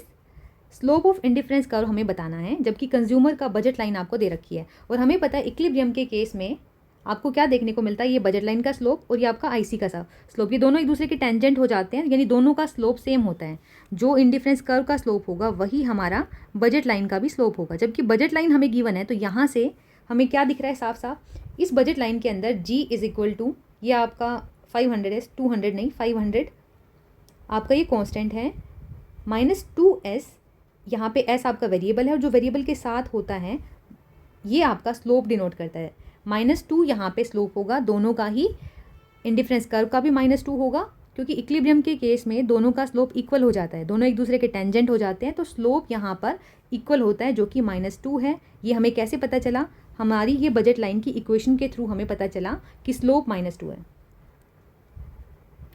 Question number 42, which of the following is true about inferior good. हमें पता है substitution effect सभी goods का negative होता है और inferior good के case में हमारा लॉ ऑफ डिमांड लागू हो जाता है। हालांकि इन्फीरियर गुड के केस में इनकम इफेक्ट पॉजिटिव होता है, लेकिन वो इनकम इफेक्ट की बात करें, ये हमारे सब्सटीट्यूशन इफेक्ट हमारा ग्रेटर रह जाता है इस पॉजिटिव इनकम इफेक्ट से। नेगेटिव सब्सटीट्यूशन इफेक्ट ग्रेटर रह जाता है, इसीलिए इन्फीरियर गुड के मामले में डिमांड कर्व हमारा कैसा रहता है? नॉर्मली जैसे नॉर्मल गुड्स का रहता है वैसा ही देखने को मिलता है इन्फीरियर गुड्स का।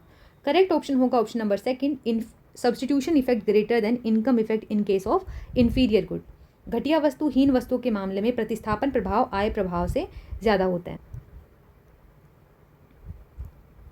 अब ये इन्फीरियर गुड का केस है जिसमें सब्सटीट्यूशन इफेक्ट ग्रेटर है और इनकम इफेक्ट स्मॉल है, जबकि पॉजिटिव है।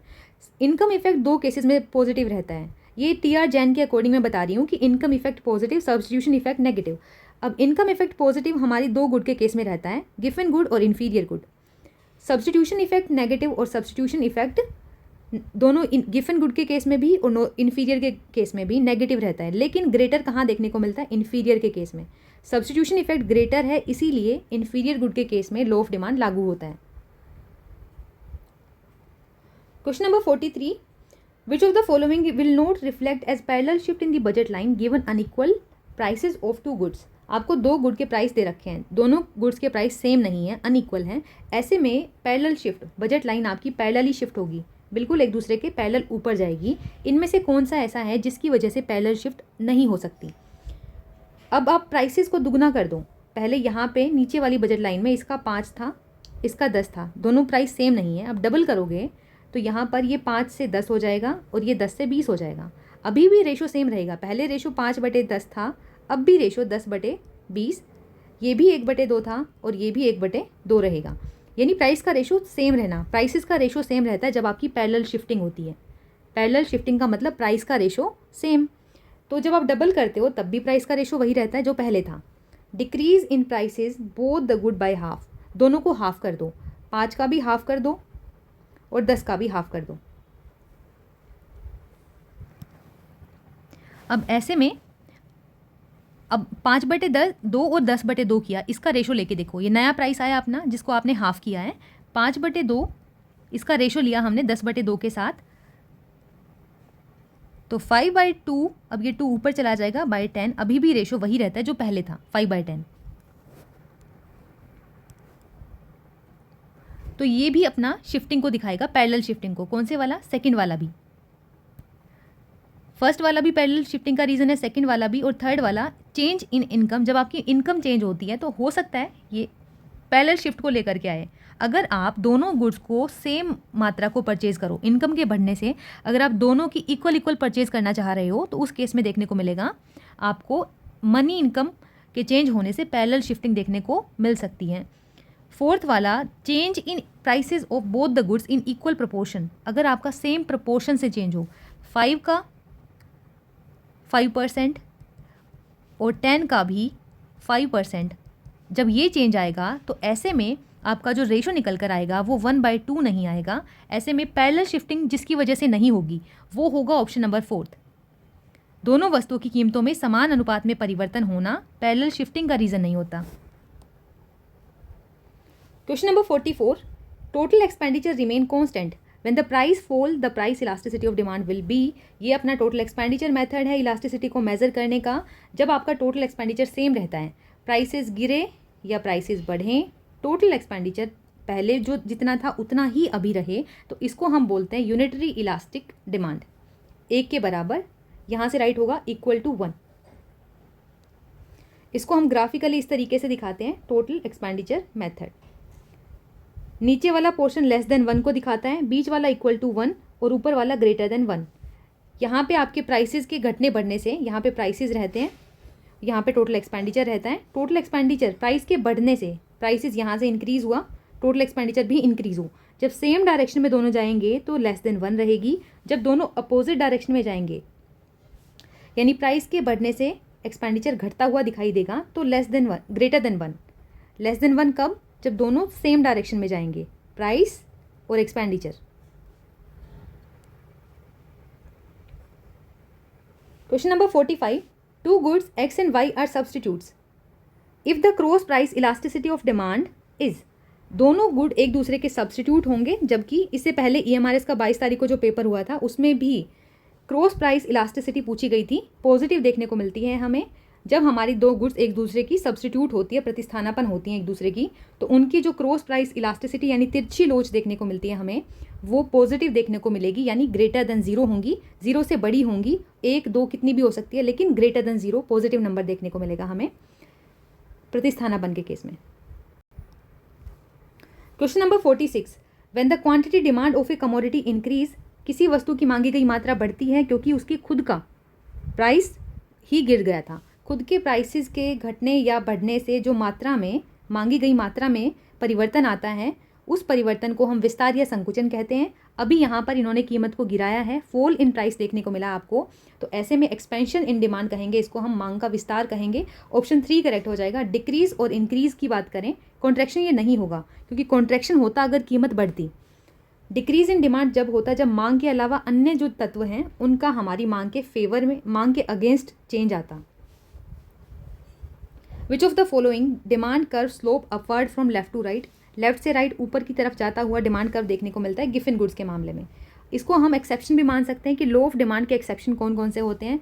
जितने भी लो ऑफ डिमांड के एक्सेप्शंस होते हैं, जैसे गिफिन गुड्स हो गया, जितनी भी डिस्टिंक्शन की गुड होती हैं, डिस्टिंक्शन वाली वो गुड्स जैसे अपनी प्रतिष्ठा सूचक वस्तु होगी, वेबलिन गुड्स हो गई, इन सभी गुड के मामले में, इन सभी केसेस में आपका जो डिमांड कर्व होगा वो कुछ इस तरीके का देखने को मिलेगा, ऊपर की तरफ जाता हुआ लेफ्ट से राइट की तरफ। और ऐसे में एक एक्सेप्शन और होती है जिसको हम एक्सपेक्टेशन बोलते हैं।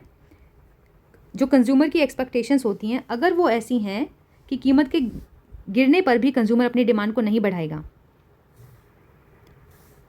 क्योंकि उसको ऐसा लगता है कि फ्यूचर में डिमांड है, जो वो फ्यूचर में डिमांड बढ़ाएगा, क्योंकि उसको लगता है फ्यूचर में और कीमतें गिरेंगी, इसीलिए अभी जो प्रेजेंट की गिरी हुई कीमतें हैं उन पर वो डिमांड नहीं बढ़ाता। तो एक्सपेक्टेशन भी एक तरह का मांग के नियम का अपवाद है। Question number 48, in understanding the return to scale the increasing distance between successive isoquant. HTET के पेपर में हमने सेम क्वेश्चन देखा था कि अगर आपके आइसोक्वांट के बीच का गैप बढ़ता जाता है, इसका मतलब आपकी कॉस्ट इन डिक्रीजिंग रिटर्न होंगे, इंक्रीजिंग कॉस्ट होगी आपकी। तो ये आपके दो आइसोक्वांट के बीच के गैप का बढ़ना दिखाता है कि प्रतिफल आपके घट रहे हैं, उतनी ही अमाउंट को प्रोड्यूस करने के लिए ज़्यादा लेबर, ज़्यादा कैपिटल लग रही है। इसको ग्राफिकली देखते हैं। अब यहाँ पे फर्स्ट ग्राफ की अगर हम बात करें, यहाँ पे दोनों ये 50 से 100 करने के लिए आउटपुट को, फिर 100 से 150 करने के लिए आपको सेम अमाउंट से, सेम प्रोपोर्शन से कैपिटल लेबर को बढ़ाना पड़ रहा है। तो ऐसे में आपके रिटर्न कॉन्स्टेंट, कॉस्ट भी कॉन्स्टेंट। इंक्रीजिंग रिटर्न का मतलब क्या है, आपको 50 से 100 करने के लिए, फिर 100 से 150 करने के लिए उत्पादन को हर बार पहले के कंपैरिजन में कम ज़रूरत पड़ती है कैपिटल और लेबर की। जो ये मात्रा है कैपिटल लेबर की, वो पहले के कंपैरिजन में कम होती जा रही है। कम कैपिटल लेबर की मदद से उतना ही 150, जितना यहाँ पर हमें ज़्यादा लेबर और कैपिटल चाहिए थी, लेकिन यहाँ पर अगर हम बात करें 150 प्रोड्यूस करने के लिए कम लेबर, कम कैपिटल आप बढ़ा रहे हो, तो ऐसे में आपके रिटर्न इंक्रीजिंग और कॉस्ट आपकी डिक्रीज देखने को मिलेगी आपको। और डिक्रीजिंग रिटर्न आपको कब देखने को मिलेंगे, जब आप उतना ही उत्पादन करने के लिए पहले की तुलना में बहुत अधिक लेबर कैपिटल आपको लगें, तो ऐसे में आपके रिटर्न डिक्रीजिंग कहलाएंगे और आपकी जो कॉस्ट होगी वो इंक्रीजिंग होगी। तो ऐसे में हर अगला जो आपका समुत्पाद वक्र है, हर अगले समुत्पाद वक्र के बीच का जो गैप है वो इंक्रीज होता जाए, उनकी दूरी बढ़ती चली जाए, इसका मतलब प्रतिफल घट रहे हैं और लागत आपकी बढ़ रही है। Question number 49, quantity supplied of A commodity increase हो जाती है 50 से 100। सप्लाई चेंज होती है 2 गुना, 50 से आपने 100 कर दी, यानी डबल हो गई आपकी सप्लाई। ऐसे में प्राइसेस, जबकि आपके जो प्राइस हैं वो 10 से 20 हुए थे, प्राइस 10 से 20 हुए, यानी प्राइसेस में जो चेंज आया वो भी 2 गुना हुआ था। अब प्राइसेस के दुगना होने से जो सप्लाई की मात्रा वो भी दुगनी हो जाए, सेम अमाउंट से चेंज आया, इक्वल टू 1 निकल कर आएगा आंसर। इसको फॉर्मूले में पुट करोगे आप चेंज को लेकर के, delta Q upon delta P करेंगे, इंटू पी बाई क्यू करेंगे, तब भी आंसर 1 निकल कर आएगा। क्वांटिटी में चेंज कितने से कितने का आया, 50 से 100 हुई, 50 का चेंज आया। प्राइस में चेंज कितने का आया, 10 से 20 हो गया, 10 का चेंज आया। पी इनिशियल प्राइस था अपना 10, क्यू इनिशियल मात्रा थी अपनी 50, 50 से 50 कटा, 10 से 10, एक आंसर आएगा। आंसर होगा option number B. Question number 50, average variable cost 5 दे रखी है, एवरेज फिक्स कॉस्ट आपको ये दे रखी है, मार्जिनल कॉस्ट आपसे पूछी गई है। सबसे पहले average variable cost, average cost होती है हमारी average variable cost plus average fix cost, इन दोनों को जोड़ करके हम एवरेज कॉस्ट को निकालते हैं। फिर इस एवरेज कॉस्ट को जब हम क्वांटिटी से मल्टीप्लाई करेंगे तो अपना टोटल कॉस्ट निकल कर आ जाएगा। सबसे पहले हम इन दोनों को जोड़ते हैं, average cost is equal to कैसे निकल कर आएगी, हमने वेरिएबल कॉस्ट को जोड़ दिया है एवरेज फिक्स कॉस्ट के साथ 100 अपॉन क्यू के साथ। अब इन दोनों को मल्टीप्लाई करेंगे, यानी एवरेज कॉस्ट को क्वांटिटी से मल्टीप्लाई करेंगे तो टोटल कॉस्ट निकल कर आएगा अपना कितना, 5 इंटू क्यू, इसको क्यू से हमने मल्टीप्लाई किया है, plus 100 upon Q into Q. यहाँ क्यू से क्यू कैंसिल हो जाएगा, टोटल कॉस्ट निकल कर आएगी अपनी, total cost is equal to 5Q plus 100। अब इस टोटल कॉस्ट को जब हम डिफ्रेंशिएट करेंगे, टोटल कॉस्ट को Q के रिस्पेक्ट में डिफ्रेंशिएट करेंगे तो आंसर निकल कर आएगा अपना 5। ये कांस्टेंट है, कांस्टेंट टर्म का डिफ्रेंशिएशन निकालते हैं तो 0 निकल कर आता है, 5 प्लस 0 मतलब 5 आंसर आता है अपना। राइट आंसर होगा marginal cost is equal to 5। Marginal cost कैसे निकालते हैं, इस टोटल कॉस्ट को डिफ्रेंशिएट करके मार्जिनल कॉस्ट की वैल्यू निकालते हैं। तो औसत परिवर्तनशील लागत और औसत स्थिर लागत दोनों को जोड़कर हमने कुल स्थिर लागत को, कुल औसत लागत को निकाल लिया था। दोनों औसतों को जोड़ा तो कुल औसत निकल कर आ गया। इस कुल औसत को हमने टोटल कॉस्ट यानी कुल लागत में बदला क्यू से मल्टीप्लाई करके। उसके बाद इस टोटल कॉस्ट को हमने डिफ्रेंशिएट करके जो हमसे पूछा गया था सीमांत लागत वो निकाल दी। Question number 51, which of the following represent the most accurate method of classifying data. आपको डाटा को क्लासीफाई करना है, यानी इसको हम फ्रीक्वेंसी एरे भी बोलते हैं, जबकि रिप्रेजेंटेशन को हम फ्रीक्वेंसी डिस्ट्रीब्यूशन बोलते हैं। अब फ्रीक्वेंसी एरे यानी आपको टेबल के अंदर टैली करके डाटा को क्लासीफाई करके दिखाना है। इसका क्वांटिटेटिव क्वालिटेटिव दोनों मेथड्स होते हैं। तो ये पूछ रहे बेस्ट कौन सा है, सबसे ज़्यादा एक्यूरेट कौन सा रहता है, तो कॉम्बिनेशन दोनों का। जबकि ये कौन सा एक्यूरेट है ये डिपेंड करेगा कि हम किस तरीके का डाटा के साथ डील कर रहे हैं। हमारा डाटा किसी की क्वालिटी के ऊपर बेस्ड है तो क्वालिटेटिव मेथड के थ्रू क्लासिफिकेशन करेंगे हम डाटा की। अगर हमारा डाटा इस तरीके का है जो एक्यूरेट नंबर्स में डिस्क्रीट नंबर्स की फॉर्म में है तो उनको हम क्वालिटेटिव डाटा की मदद से रिप्रेजेंट कर सकते हैं, क्लासीफाई कर सकते हैं। अब जो मेथड है जो हम चूज़ करेंगे क्लासिफिकेशन का वो डिपेंड करेगा किस तरीके की इन्फॉर्मेशन को हम दिखाना चाह रहे हैं। अगर आप गुणात्मक जानकारी को दिखाना चाह रहे हो तो विधि का निर्धारण इस बात के ऊपर डिपेंड करेगा कि जो आपकी जानकारी है वो गुणात्मक है या फिर आपकी संख्या में है यानी क्वांटिटेटिव है। राइट आंसर 4th हो जाएगा यहाँ से। 22 तारीख को जो EMRS का पेपर हुआ था उसमें ये 52 क्वेश्चन रिलेटिव फ्रीक्वेंसी का जिक्र वहाँ पर भी हुआ था। उसमें हमने एक छोटा सा टेबल देखा था रिलेटिव फ्रीक्वेंसी का। तो ये कह रहे कि रिलेटिव फ्रीक्वेंसी का within the limit of rounding errors the sum of relative frequency will always be equal to, यानी रिलेटिव फ्रीक्वेंसी का सम हमेशा किसके इक्वल निकल करके आता है। वहाँ पे हमने कुछ क्लासेस ली थी 10 to 20, 20 to 30, 30 to 40। फिर उनकी रिलेटिव फ्रीक्वेंसी निकाल करके देखी थी। रिलेटिव फ्रीक्वेंसी कैसे निकाल के दिखाते हैं, सबसे पहले नॉर्मली फ्रीक्वेंसी हमें गिवन होगी। एक पहली क्लास की 30 गिवन है, दूसरी की 30, तीसरी की 40। अब फ्रीक्वेंसी का टोटल करेंगे तो 100 निकल कर आएगा। अब रिलेटिव फ्रीक्वेंसी निकालने के लिए हम इस पर्टिकुलर क्लास की फ्रीक्वेंसी को डिवाइड करते हैं टोटल फ्रीक्वेंसी के साथ, दूसरी क्लास की फ्रीक्वेंसी को टोटल फ्रीक्वेंसी के साथ डिवाइड करेंगे, चौथी क्लास की फ्रीक्वेंसी को टोटल फ्रीक्वेंसी के साथ डिवाइड करेंगे। 30/100 का मतलब यहाँ पे हम इसकी जगह 30/100 की जगह हम 0.3 भी लिख सकते हैं, 0.3 और 0.4, 4/100 का मतलब 0.4। अब हम 0.3 और 0.4 को जोड़ेंगे तो आंसर निकल कर आएगा 0.1। ऐसे ही आप कोई और एग्जांपल ले लेना, फ्रीक्वेंसी को चेंज करके उनका सम करके देखना, रिलेटिव फ्रीक्वेंसी निकाल करके जोड़ के देखना, आपका आंसर यही निकल कर आएगा 0.1। राइट आंसर होगा ऑप्शन नंबर 2, 0.1। पिक्टोग्राफ किसे कहते हैं? पिक्टोग्राफ का मतलब पिक्चर की फॉर्म में आप रिप्रेजेंट कर रहे हो नंबर को। Is a form of bar graph in which stylised easily recognisable जो फिगर होते हैं, रिकॉग्नाइजेबल जो आपके फिगर्स होते हैं, उनको आप रेक्टेंगुलर बार के स्थान पर आप फिगर दिखाते हो। जैसे कि आपके क्लास इंटरवल्स हो गए, तो इस क्लास के अंदर, सेकंड क्लास के अंदर, तीसरी क्लास के अंदर ये 5 to 10, 10 to 20, जो भी आपके क्लास इंटरवल होते हैं 20 to 30, इन अलग अलग क्लासेस के अंदर कितने आइटम्स हैं, उन आइटम्स को आप बार की फॉर्म में ना दिखा करके उन आइटम्स को आप ऐसे कोई भी आप ग्राफ बना लेते हो जो रिकॉग्नाइजेबल, इजीली रिकॉग्नाइज करने जैसे ग्राफ होते हैं। जैसे पेंसिल दिखा रहे हो तो पेंसिल को ड्रॉ कर लेते हो आप, बॉक्स दिखा रहे हो तो बॉक्सेस को ड्रॉ कर लेते हो। ऐसे ग्राफ को हम पिक्टोग्राफ बोलते हैं। पिक्चर्स दिखाई जाती हैं, ना कि नंबर्स और bar. Question number 54, ogive curve और ogive curves help us to locate. Ogive और ओजाइव वक्र जो होते हैं, इनकी मदद से हम मीडियन को लोकेट करते हैं। मल्टीपल एग्जाम का PYQ ये बन चुका है। ओगिव कर्व ये अपना मोर देन, ये अपना लेस देन हो जाए, और जहाँ पे ये मीट करते हैं यहाँ पे आपकी मीडियन की वैल्यू निकल कर आती है। राइट आंसर होगा माध्यिका, मीडियन।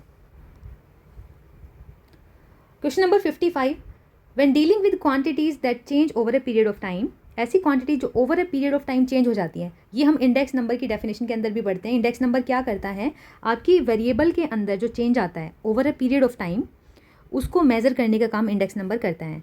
और इंडेक्स नंबर के अंदर हमने पढ़ा था कि ज्योमेट्रिक मीन हमारा सबसे आइडियल रहता है इंडेक्स नंबर को मेज़र करने के लिए। और एक और इक्वालिटी हमने पढ़ी थी एक PYQ के टाइम पे कि हार्मोनिक मीन जब आपको एवरेज स्पीड निकालनी होती है तब बेस्ट रहता है, और ज्योमेट्रिक मीन जब आपको ग्रोथ पता करनी हो किसी वेरिएबल की over a period of time, कितनी ग्रोथ अचीव करी आपने, तब भी ज्योमेट्रिक मीन को यूज़ किया जाता है।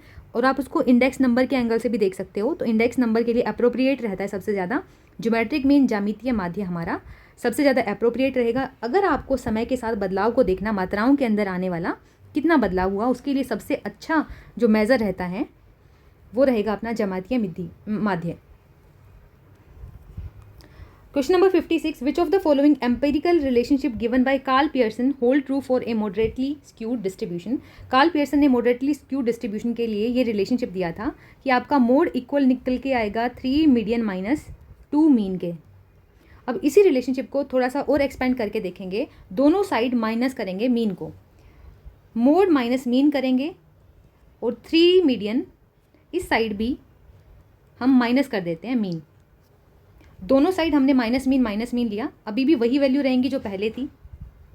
जब दोनों साइड आप सेम क्वांटिटी से चेंज लेकर के आते हो तो साइड वही रहती है, ओरिजिनल फॉर्म में ही रहती है आपकी इक्वेशन। अब इसके बाद हमने इसको फर्दर जब एक्सपेंड करके चलेंगे, 3 मीडियन यहाँ पे -2 मीन और -1 मीन दोनों को ऐड करेंगे -3 मीन। अब ये अपनी फॉर्म निकल कर आती है जो उन्होंने दी थी पियर्सन ने, कि मीन माइनस मोड इक्वल हो, मोड माइनस मीन इक्वल होगा 3 मीडियन, यहाँ पे 3 अगर कॉमन ले लें तो 3 मीडियन माइनस मीन के इक्वल निकल कर आएगा मोड माइनस मीन की वैल्यू।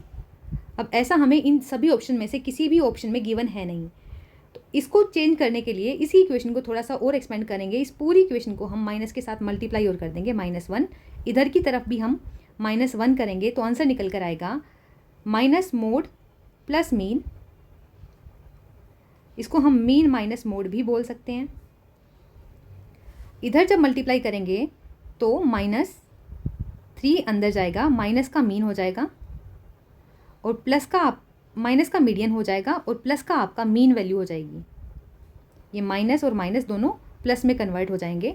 इसको हम कैसे लिख सकते हैं, 3 मीन को आगे लिख सकते हैं पॉजिटिव वैल्यू को, और नेगेटिव जो मीडियन है उसको बाद में लिखेंगे। अब ये हमारे एक ऑप्शन में हमें गिवन था मीन माइनस मोड आपका इक्वल दिखाएंगे हम मीन माइनस मीडियन के, मीन माइनस मीडियन, और जो कि 3 से मल्टीप्लाइड भी है। यहाँ से ये करेक्ट हो जाएगा ऑप्शन नंबर 4 यहाँ से। क्वेश्चन नंबर 57, सेम क्वेश्चन हमने 22 तारीख को ईएमआरएस के पेपर में देखा था। आपको कोवेरिएंस और एक पहले और दूसरे वेरिएबल की स्टैंडर्ड डेविएशन दे रखी होगी, एक्स सीरीज़ की, वाई सीरीज़ की, और ऐसे में रिलेशन निकालना होगा। कोरिलेशन निकालने का फॉर्मूला बनेगा covariance of x and y, उसको हम डिवाइड करते हैं standard deviation of x and standard deviation of Y के साथ। ऐसे में कोरिलेशन निकल कर आएगा, कोवेरिएंस ऑफ एक्स दे रखा है हमें एक्स वाई दोनों का 3, स्टैंडर्ड डेविएशन ऑफ एक्स हमें 2 गिवन है और स्टैंडर्ड डेविएशन ऑफ वाई हमें 3 गिवन है। 3 से 3 कटेगा 1/2 यानी 0.5 हमारा आंसर निकल कर आएगा। कोफिशिएंट ऑफ कोरिलेशन हमारा निकल कर आता है 0.5 यानी option number 3। Third option correct हो जाएगा। जबकि हमें क्या करना था, सहसंबंध गुणांक को निकालना था।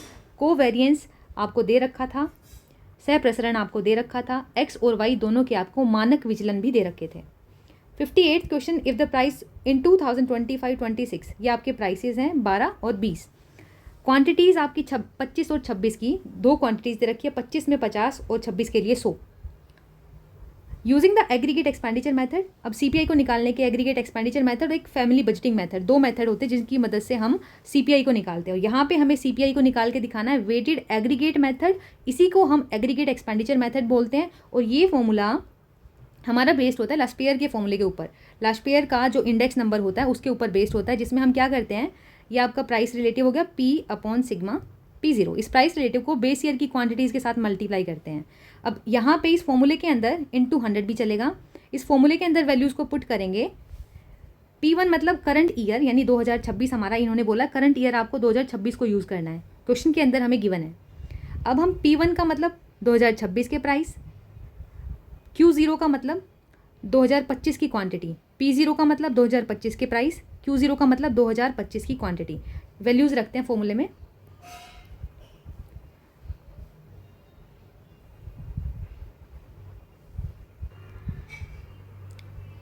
जबकि हमें दो ही ईयर गिवन है 25 और 26, तो ऐसे में करंट ईयर के प्राइस हमें कितने गिवन है 20 कर, और बेस ईयर की क्वांटिटी के साथ मल्टीप्लाई करना था Q0 के साथ। Q0 बेस ईयर की क्वांटिटी 50 है, 50 के साथ मल्टीप्लाई करेंगे। नीचे बेस ईयर के प्राइसेस अपने 12 थे और बेस ईयर की क्वांटिटी अपनी 50 थी। 50 से 50 कटेगा, इनटू 100 भी चलेगा, इंडेक्स नंबर है तो। अब इसको कट करेंगे तो अपना आंसर आएगा 1.6666। अब ऐसे में इनटू 100 है तो ये पॉइंट और 2 पॉइंट आगे सरक जाएगा, 166.66 चलता रहेगा। यहाँ से सेकंड ऑप्शन अपना करेक्ट हो जाएगा।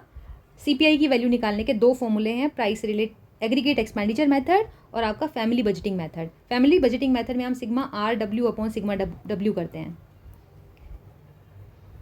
आर का मतलब यहाँ पे वो क्वांटिटी रिलेटिव से हो जाता है, प्राइस रिलेटिव से, और यहाँ पे वेट हमें गिवन होते हैं फॉर्मूले में, क्वेश्चन के अंदर हमें वेट गिवन होते हैं। और अभी फिलहाल राइट आंसर होगा अपना option number second. Question number 59, which of the following index number formula satisfy time reversal test. Time reversal test को कौन सेटिस्फाई करता है, फिशर फॉर्मूला ऐसा है, फिशर का इंडेक्स नंबर, जो कि टाइम रिवर्सल फैक्टर रिवर्सल दोनों को ही सेटिस्फाई करता है। टाइम रिवर्सल को सेटिस्फाई करने का मतलब है P01 को आप P10 करो, यानी टाइम को बेस को चेंज करके देखो, आप शिफ्ट करके देखो, तो ऐसे में जो आंसर निकल कर आए वो 1 के इक्वल निकल कर आएगा। जब आप ये P01 निकालोगे और P10 निकालोगे, यानी दोनों ईयर को शिफ्ट करके देखोगे, करंट ईयर को बेस से, बेस को करंट से, तो आंसर 1 निकल कर आएगा। और ऐसे ही अगर हम फैक्टर रिवर्सल की बात करें, उसमें हम P01 सेम टाइम पीरियड और Q01 सेम टाइम पीरियड की क्वांटिटी को, प्राइस इंडेक्स को क्वांटिटी इंडेक्स के साथ मल्टीप्लाई करते हैं, तो आपका वैल्यू इंडेक्स निकल करके आता है, जिसमें आपका सिग्मा P1 Q1 नीचे सिग्मा P0 Q0 निकल कर आता है आंसर। ये आपका वैल्यू इंडेक्स निकल कर आता है फैक्टर रिवर्सल टेस्ट को सेटिस्फाई करने के लिए। और फिशर ऐसा फॉर्मूला है जो इस कंडीशन को भी सेटिस्फाई करके दिखा देता है और इस वाली कंडीशन को, दोनों को ही सेटिस्फाई करके दिखाता है फिशर का फॉर्मूला। क्वेश्चन नंबर 60, एक कंज्यूमर है जो दो गुड्स एक्स एंड वाई को कंज्यूम करता है, उनके प्राइस P(x) P(y) हमें गिवन है।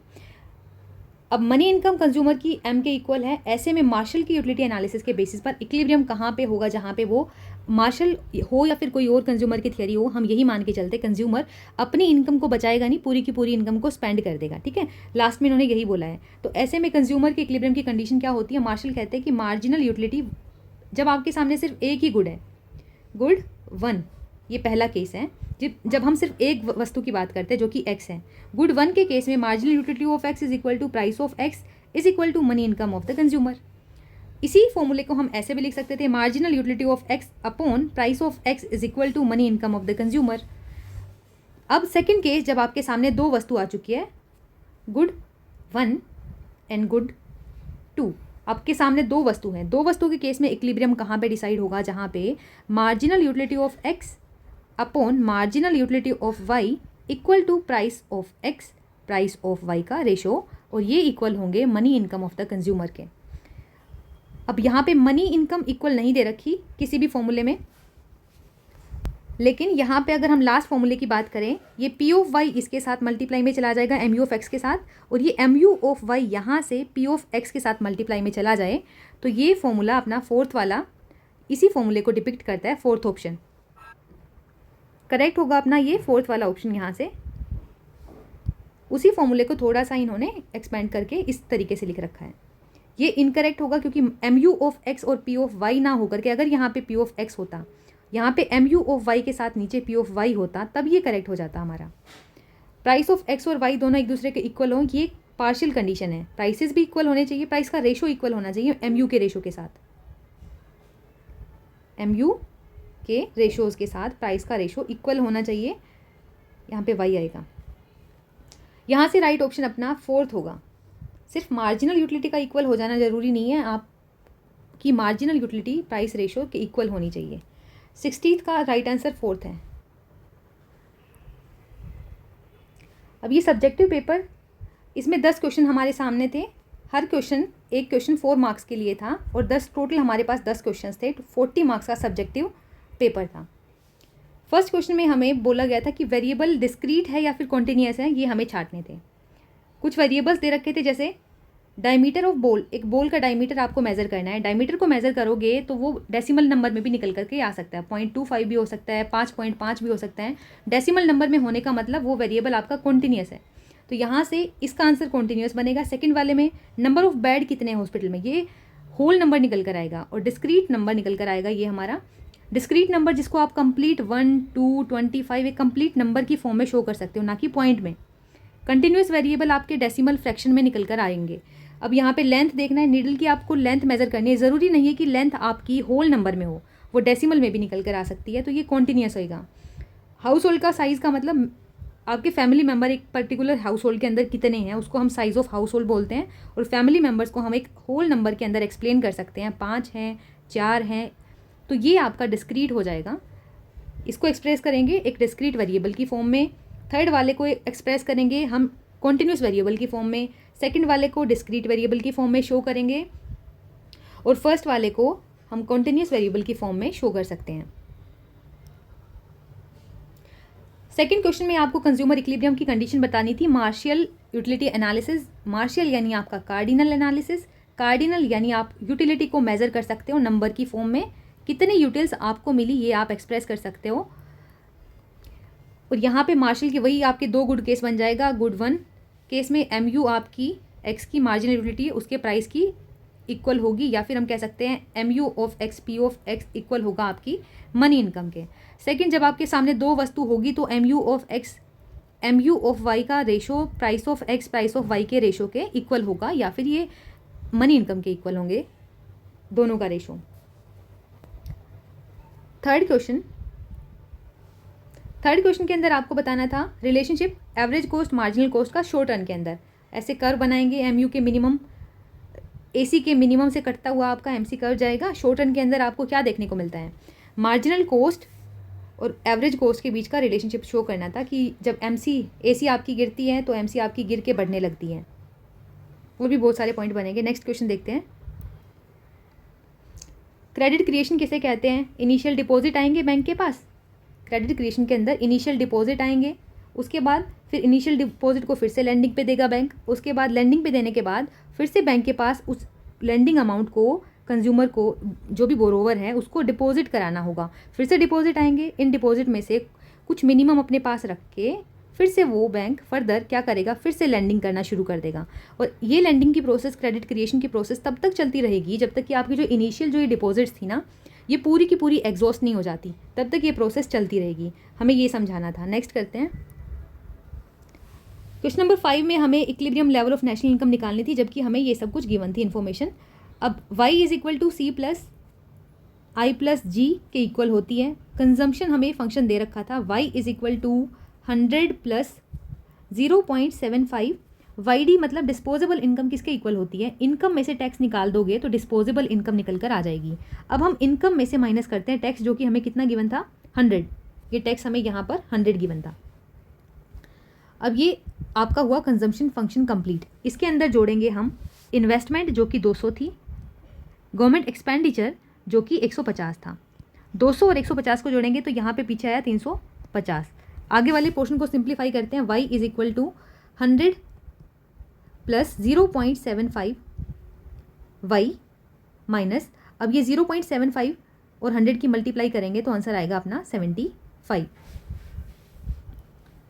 अब y, ये y वाली वैल्यू को उधर लेके जाएंगे लेफ्ट हैंड की साइड, तो y minus 0.75 is equal to 100 plus 350, 450 minus 75। अब यहाँ से यहाँ पे 1y में से जब हम 0.75 ये y था इसको माइनस करेंगे तो आंसर निकल कर आएगा 0.25y, और यहाँ पे इन दोनों को माइनस करेंगे तो 375 आंसर आएगा। y की वैल्यू आएगी 375 डिवाइडेड बाय 0.25, सिंप्लीफाई करेंगे तो आंसर निकल कर आएगा 1500। ये अपनी नेशनल इनकम निकल कर आ जाएगी। ये 4 मार्क्स के लिए क्वेश्चन था। नेक्स्ट 6 में बोला गया था आपको डिफरेंस बताना था रेवेन्यू रिसीट और कैपिटल रिसीट के बीच का डिफरेंस। रेवेन्यू रिसीट जिसकी मदद से, जिसकी वजह से आपके एसेट और लाइबिलिटी इनके अंदर कोई बदलाव नहीं आता। कैपिटल रिसीट्स वो रिसीट्स होती हैं जिनकी वजह से आपके एसेट रिड्यूस हो जाते हैं और आपकी जो लाइबिलिटी है वो बढ़ जाती है। एसेट रिड्यूस होने का मतलब आपने डिसइन्वेस्टमेंट कर दी, पब्लिक सेक्टर के यूनिट्स को बेच दिया, आपके एसेट कम रह गए। लाइबिलिटी के बढ़ने का मतलब आपने बोरोइंग की और बोरोइंग करने की वजह से आपकी जो लाइबिलिटी है अब आपको इंटरेस्ट पे करना पड़ेगा, आपकी देनदारी बढ़ गई। तो इस तरीके की रिसीट जैसे बोरोइंग हो गया, डिसइन्वेस्टमेंट्स हो गया, या आपने रीपेमेंट ऑफ लोन कर दी, नहीं बोरोइंग्स ही होगा यहाँ पे, ये आपकी कैपिटल रिसीट्स होंगी। भारत के अंदर कैपिटल रिसीट का मेन सोर्स क्या है, तो बोरोइंग हमारा मेन सोर्स है जिसके थ्रू हमें कैपिटल रिसीव होती है। Next question, BOT. क्वेश्चन 7 में बोला गया था कि आपको बीओटी और बीओपी के बीच के डिफरेंस को बताना है। बैलेंस ऑफ ट्रेड का मतलब सिर्फ आपके विजिबल आइटम्स का एक्सपोर्ट इंपोर्ट ही आता है बैलेंस ऑफ ट्रेड के अंदर, जितने भी विजिबल आइटम है यानी गुड्स का export import. Balance of payment की बात करें, इसमें गुड्स भी आएंगी, सर्विसेज भी आएंगी, कैपिटल भी आएगी। तीनों तरीके के ट्रांजैक्शन के बैलेंस को ही हम बैलेंस ऑफ पेमेंट बोलते हैं। दोनों के बीच का डिफरेंस हो जाएगा। दोनों के डिफरेंस में लिखेंगे ये हमेशा ये इक्विलिब्रियम डिसइक्विलिब्रियम में हो सकता है। यहाँ पे सरप्लस देखने को मिल सकता है, डेफिसिट भी देखने को मिल सकता है बैलेंस ऑफ ट्रेड में।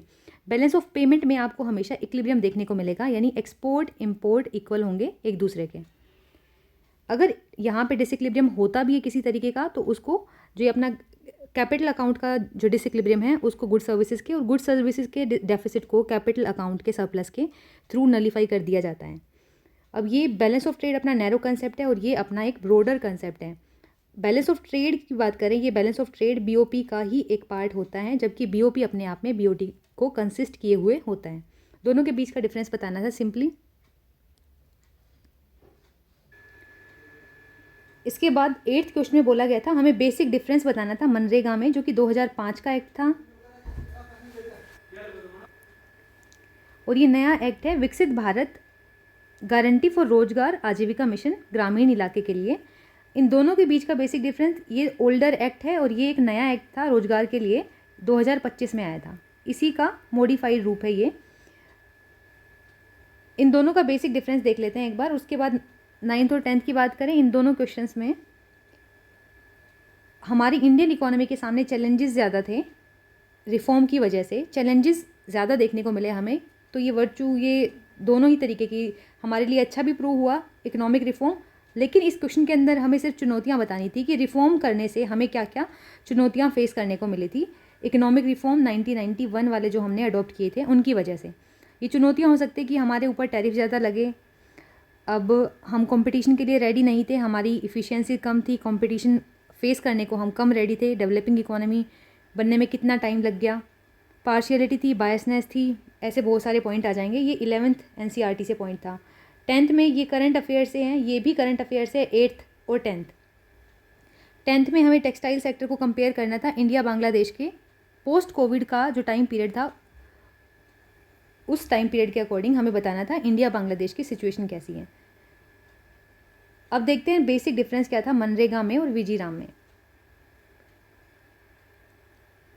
अगर हम मनरेगा की और वीबी जी राम जी इन दोनों के बीच का कंपैरेटिव एनालिसिस देखें तो काम के दिनों में भी अंतर है। मनरेगा 100 दिन के रोजगार की गारंटी देता था, जबकि वीबी जी राम जी ये जो नया एक्ट लेकर के आई थी गवर्नमेंट 2025 के अंदर, ये गारंटी देता है 125 दिनों के काम की। फंडिंग की बात करें, वो पिछले वाला मनरेगा 100% सेंटर स्पॉन्सर्ड था, अब 60% खर्चा उठाएगी सेंट्रल गवर्नमेंट और 40% स्टेट गवर्नमेंट। नए कानून के अनुसार जो बुआई और कटाई का जो टाइम पीरियड होता है, किसान जो फार्मर्स होते हैं अपने, वो उनको 60 दिन के अवकाश की गारंटी देता है नए वाला जो एक्ट आया था। मनरेगा एक डिमांड ड्रिवन था, जबकि हमारा जो नया एक्ट आया है ये वीबी जी राम जी, ये हमारा सप्लाई ड्रिवन अप्रोच के ऊपर बेस्ड है। हमने 60 MCQs और 10 अपने सब्जेक्टिव क्वेश्चंस को देख लिया है। Question paper is completed. Thanks for watching.